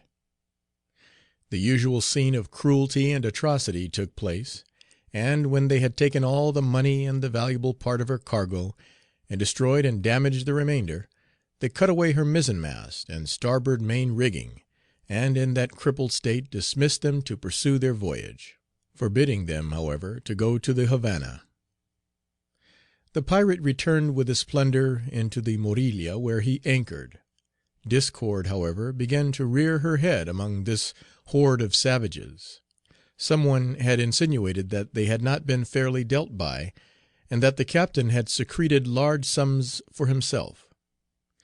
Discontent manifested itself, first in whispered insinuations, and at last in open accusations, and 2 parties were consequently formed, one who believed him innocent and the other guilty. Things were in this state, and each waiting only for a plausible pretext to attack the other, when murder and massacre would have ensued, but an unexpected event suspended the quarrel. The man at the masthead descried the gunboats steering towards the Corsair, and they were shortly after heard to scale their guns. These warlike preparations seemed to denote an immediate attack, and their private animosities were forgotten in the hurry of self-defense. The alarm, however, was without foundation, for they all passed on without noticing the pirate. A fisherman, who boarded the schooner soon after, informed us that the commanding officer of the flotilla had told him that he was well aware that the schooner was a pirate, but that he had no time to go in chase of her, as he was on his return. Thus ended this boasted expedition for the suppression of piracy, without effecting one single object for which it was furnished and sent out. And no wonder, for I am convinced, from personal observation, that from the governor to the mere clerk or officer, all derive some degree of benefit from the acts of those lawless ruffians, and therefore it is against their interest to injure them. The discontent that existed previous to the late alarm now broke out afresh, and the 2 parties would have proceeded to extremities but for the timely arrival of 2 gentlemen from the Havana, who I understood were the owners of the Corsair. By their interference all differences were arranged, and the newly acquired plunder being shipped on board 2 coasting vessels, they returned with them. The captain, on the following day, was attacked by a fever, and felt himself so indisposed that he was apprehensive of death. He sent for me in a terrible state of alarm, and promised me my liberty if I cured him. The promise I knew would be broken the moment he was well, so I resolved to take advantage of his illness to make my escape. For this I thought the best thing would be to confine him to the cabin, and as he promised to follow my directions implicitly, I gave this injunction the first thing, and an opportunity soon after offered. 2 fishermen came on board on the following afternoon, and exchanged their cargo of fish for spirits. The evening being wet and stormy, they remained on board, and the crew inviting them to carouse, the whole were very shortly intoxicated. No further danger from the gunboats being apprehended, the watch was neglected, and the moment I perceived this fancied state of security, hope dawned in my bosom. I knew that intoxication would make the rest sleep sound, and in order to secure the captain in making him a mess of arrow root and wine, I infused a quantity of opiate. At midnight all were asleep. The inclemency of the night had driven the usual sleepers on deck below, and therefore no one could see me. Not a sound was heard save the sullen roar of the waters around me, or the wind and the rain beating against the shrouds. Not a star was to be seen, and the scud was flying thick and heavy. With a palpitating heart I seized my bag that held my instruments, and in which I had secured some biscuit, and crept softly up the companion ladder, and from thence to the stern of the corsair, where the fisherman's canoe was moored. Into this I gently dropped my bag, and then letting myself down, cut the painter, and let her drift away with the current, in order not to rouse them by any noise. When I judged myself to be out of hearing, I trimmed the canoe and set the sail, steering her in the direction, as I imagined, of the Havana, and committing my future fate to the hands of that Providence who had hitherto preserved me. In the morning, according to my calculation, I found myself about 40 miles from the place where the pirate was at anchor, and consequently out of the reach of pursuit. The wind blew from the southwest, and what appeared to me a special providence continued to do so the whole day, a thing very unusual in that climate. All that day and the following night I was upon the ocean without seeing a single vessel, and at the mercy of the waves in a frail canoe in which, at any other time and under any other circumstances, I should have been afraid to trust myself. At 6 o'clock of the second morning of my escape I entered the Havana, and seeing a person walking the deck of a schooner whose face appeared familiar to me, I ran my canoe alongside, and found him to be a Captain Williams, whom I had known some years before in America. He welcomed me on board, gave me refreshments, and seeing me weak and exhausted, begged me to lie down and sleep, promising in the afternoon to introduce me to the master of a vessel who was in want of a mate. I willingly complied with his request, for I was completely faint and exhausted with my exertions of the day and night previous. I now imagined my sufferings were at an end, but alas! I had yet to pass through another ordeal, as cruel and as severe as that from which I had just escaped. When I awoke from a profound sleep in the afternoon, I found that Captain Williams had gone ashore, leaving directions with his mate where I should find him. I prevailed upon him to land me, and, while proceeding up the front street, according to my directions, I met one of the men belonging to the pirate, who, the moment he saw me, ran on before till he arrived at the corner of a street, up which he turned, and I saw no more of him. I had advanced a very few paces further, when the Spanish officer who had been on board the pirate came from that direction, with a file of soldiers, and immediately arrested me as a pirate, and, charging me with having robbed him of specie to a large amount, conducted me to the governor's offices. From thence I was taken to the prison, where I was immured in a dark dungeon, swarming with vermin, and there left without anything to cover me, and nothing but the bare floor to lie on. My daily allowance was 2 ounces of meat, 2 of bread, and a pint of rice. In this place I was a solitary prisoner for 2 days, and on the third underwent an examination, something similar in mode to those at our own police offices, except that in this instance a judge presided. The Governor's interpreter, an Irishman, was the medium through whom I was interrogated, as the judge did not understand English. This fellow, whose name is Payne, I found to be a most unprincipled and base scoundrel, a disgrace to any nation. The interrogations were put to me by this man in English, and the answers interpreted and committed to paper in Spanish. In the course of the examination I detailed every circumstance of my capture and forcible detention, and the cruelties I had endured, and also to different questions gave a full account of all the vessels at the capturing of which I either assisted or had been present. This Payne told me that Mr. Lumsden had already made every particular known. I represented to him the deplorable situation in which I was, without friends, money, or clothes, in a foreign land, but the only consolation I received was that I should most likely be liberated after another examination, as the judge could not, under present circumstances, attach any guilt to me.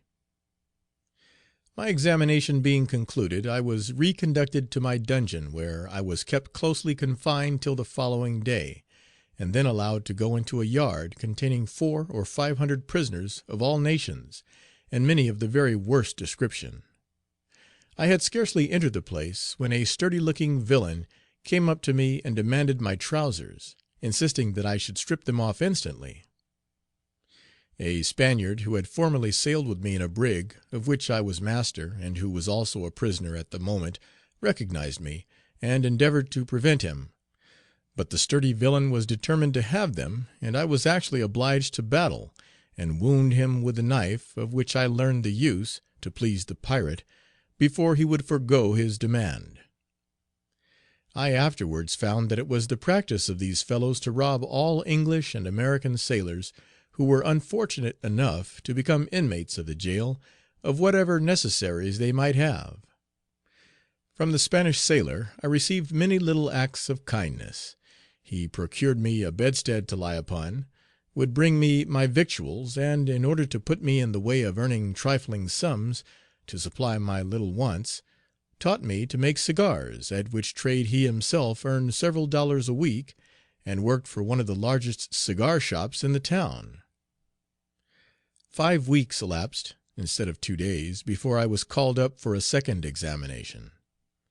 At this I was informed that the only accusation against me was the affidavit of the Spanish officer, who was now gone to Europe, and in this he deposed, on oath, that I was one of a crew of pirates who had robbed him of specie to a large amount.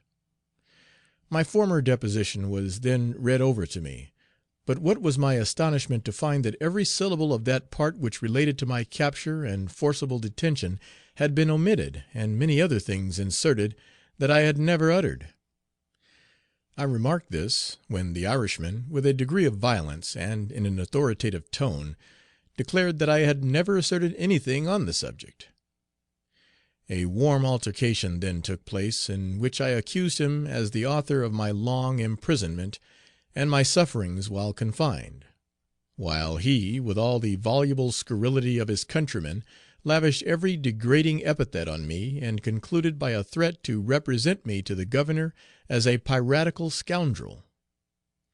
The judge now asked this fellow what had occurred, to which he imprudently replied, "Nothing." But, to his utter dismay, I immediately answered in Spanish, and, as well as I could, explained the whole matter in dispute. The judge immediately answered me, and said that, as I was a foreigner, and unacquainted with their laws, he would show me every indulgence in his power, and allow me to correct all misinterpretations; that he would then go on with my examination, and that an additional interpreter should be employed as I had requested. I was then remanded to prison, and brought up the following day. On this day I pointed out the objectionable passages in the former deposition, all which, although strenuously opposed by this renegade Irishman, were erased from the record. One of the additional interpreters on this occasion was Mr. Gassier, the harbor master, who said he was ready to depose on oath that Mr. Lumsden had declared that I was forcibly detained, and that the substance of that declaration was contained in a protest deposited in one of the public notary's offices.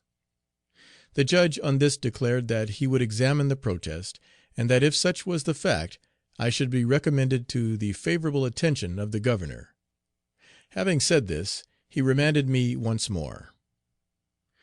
During the interval between this and my final examination, a serious quarrel took place among the prisoners, in which 5 were killed and several wounded, and it was not until the military were called that order could be restored. The imprecations, cries, and groans during its continuance were truly appalling. After languishing several weeks in this jail, I was, at last, brought up before the Governor, who sat attended by his Secretary at War and 2 judges. Previous to being arraigned, I was asked whether I would be tried by the Spanish laws or given up to my own government, and was informed that Captain Lelcroft, of the Hyperion, then in port, had demanded to have me sent to Jamaica, but that he had refused to comply with the demand, as the pirate was a Spanish vessel and manned by Spaniards, and that, therefore, I was amenable to the laws of Spain. He said, however, that I should have my choice. I immediately begged that, as the whole of the circumstances of my case were known in the Havana, I might be tried on the spot. The usual forms having been gone through, I entered on my defence, and recapitulated the whole of the circumstances from the capture to the moment of my escape and apprehension, dwelling forcibly upon every fact, and pointing out the injury I had sustained, not only in loss of property, but, what was far dearer to me, the loss of character, praying him to consider at the same time that I was at a distance of 4,000 miles from my native country, and destitute of every means. The Governor heard me with the greatest attention, and my narrative evidently excited great interest in his mind. When I had ceased speaking, he turned round and consulted the persons upon the bench with him, and having received an affirmative answer from the judge who had examined me as to the truth of my statements, he addressed me in nearly the following words: "In considering your case, and giving due weight to all the circumstances set forth, both in your deposition and what you have this day laid before me, I am decidedly of opinion that you are rather an object for pity and commiseration than for prosecution. One point must, however, be inquired into before I can decide in what way the court will dispose of you. The admiral on the Jamaica station has made a formal application that you should be surrendered into his hands, and be at his disposal. As I know not what right he has to make this demand, or if he has the right, whether it would be consistent with the laws of Spain, and my own duty to comply with it, I must necessarily consult with the law authorities upon the subject. Your case shall have the earliest consideration, and be brought to as speedy a conclusion as the rules of this court will admit. But, in the meantime, you must remain as you are." I bowed when he had concluded, and was reconducted in the usual manner to my prison. I had been kept in painful suspense for some days, when, one forenoon, one of the judges entered the prison yard. "Your case has been decided, young man," said he, coming up to me, "and you are to be surrendered into the hands of the admiral." "Be it so," said I. "My conscience acquits me of having committed any crime, and therefore I care not into whose hands I am surrendered." "It will be a hard case for you," continued this upright judge, "to be dragged to Jamaica a prisoner, and be tried a second time. But come, you know you have been among the pirates, and have plenty of money. If you will give me and my brother judge what you have, you shall be released forthwith, and go where you please." My blood boiled within me. "If my liberty depends," said I haughtily, "upon what money I can give, I must needs be a prisoner all my life. I never partook of the fruits of their iniquity, and have not wherewithal at this moment to purchase the common necessaries of life." "Weigh well the proposal, young man," cried he, with unblushing effrontery. "My interest never fails. To it the 4 pirates, who were released the other day, are indebted for their safety, and from them I received 400 doubloons." I replied that I had no doubloons to give him. "Then I cannot interfere for you," said he coolly, and departed. The pirates whom he had liberated had actually been convicted, and for this paltry bribe had justice been violated, and they had escaped the fate they merited. Thus are the laws of Spain administered in the island of Cuba. Confinement, bad diet, and agitation of mind threw me shortly into a fever, under the effects of which I labored for 10 days, and at one time I thought it would have released me from my sufferings. But I recovered, and recovered only to meet with inhumanity where I least expected it, from an Englishman, an admiral in his Majesty's service. I was one day called out of my bed to the gate, where I found a lieutenant of the Sybil, Admiral Sir Charles Rowley's flag ship, who informed me that he was going to have me liberated, and then left me. On the following day I found 3 naval officers at the gate, who, with a guard of Spanish soldiers, took me down to the beach, where the Sybil's boat was in waiting. I was then, in due form, surrendered to the British Government, and taken on board. What was my astonishment when I reached the deck, to hear the order that I was to be taken below and put into double irons. This was the liberty that was promised. I was taken from where my limbs at least were free to be manacled like a felon on board of a British admiral's flagship. My wounds were still open, and my leg was swelled. I pointed out the excruciating pain that irons upon it would cause, and hoped that, if Sir Charles was determined to confine me, he would not torture me. The petty officers pitied me, but were obliged to obey their orders, and all they could do was to promise to report my request and inform the surgeon. The ship's corporal shortly after returned, saying that no orders had been given on the subject of my leg, but that the barber was to attend me, and I was then to be taken to the forecastle and washed with cold water. Remonstrance was fruitless.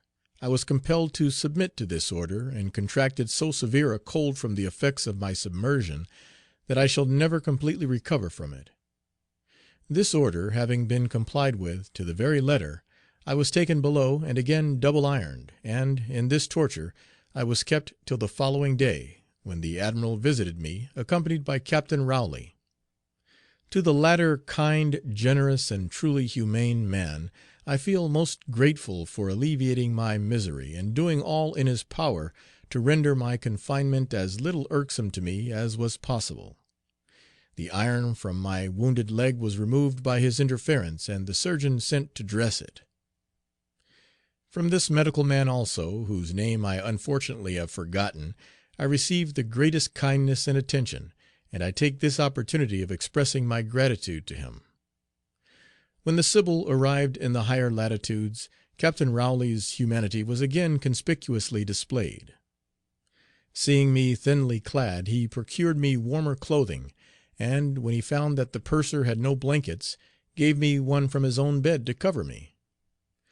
During the whole voyage I was kept out of irons, with a sentry only over me, to prevent me from conversing with any one, and even this restraint would, I am sure, have been dispensed with, had he been in command. On the arrival of the Sybil at the Isle of Wight, I was put in single irons. The vessel went round to Spithead, the admiral struck his flag, and she was soon after brought to Deptford. A visible change took place as soon as the admiral left, and my situation was rendered less irksome. In short, I cannot speak in too high terms of the kindness and humanity of all the officers, particularly Lieutenant Bennet. When the Sybil was taken out of commission, I was transferred to the Aske tender, commanded by Lieutenant Weeks, and by him conveyed on board the Genoa guardship at Sheerness. Of the wanton severity and petty insults which I received from this officer during the few hours I was in his charge, I shall say nothing. By the officers of the Genoa I was treated in the most humane and gentlemanlike manner, and to Lieutenant Hopkins and them my warmest thanks are due. After being 6 days on board, I was sent up to London in the charge of Lieutenant Hallowell and another officer whose name has escaped me, and was treated with uniform kindness and humanity. In London I was examined before Mr. Richbald, the presiding magistrate of the Thames Police, and by him committed to Newgate, and tried and acquitted at the ensuing Admiralty sessions. Thus has ended a series of unparalleled sufferings and persecutions, all occasioned by the obstinate infatuation of a single individual, who had not the common feelings of humanity afterwards to come forward himself in my behalf. And God forbid that such should ever fall to the lot of any man. Finis. End of Section 7, Part 7. End of the Atrocities of the Pirates by Aaron Smith.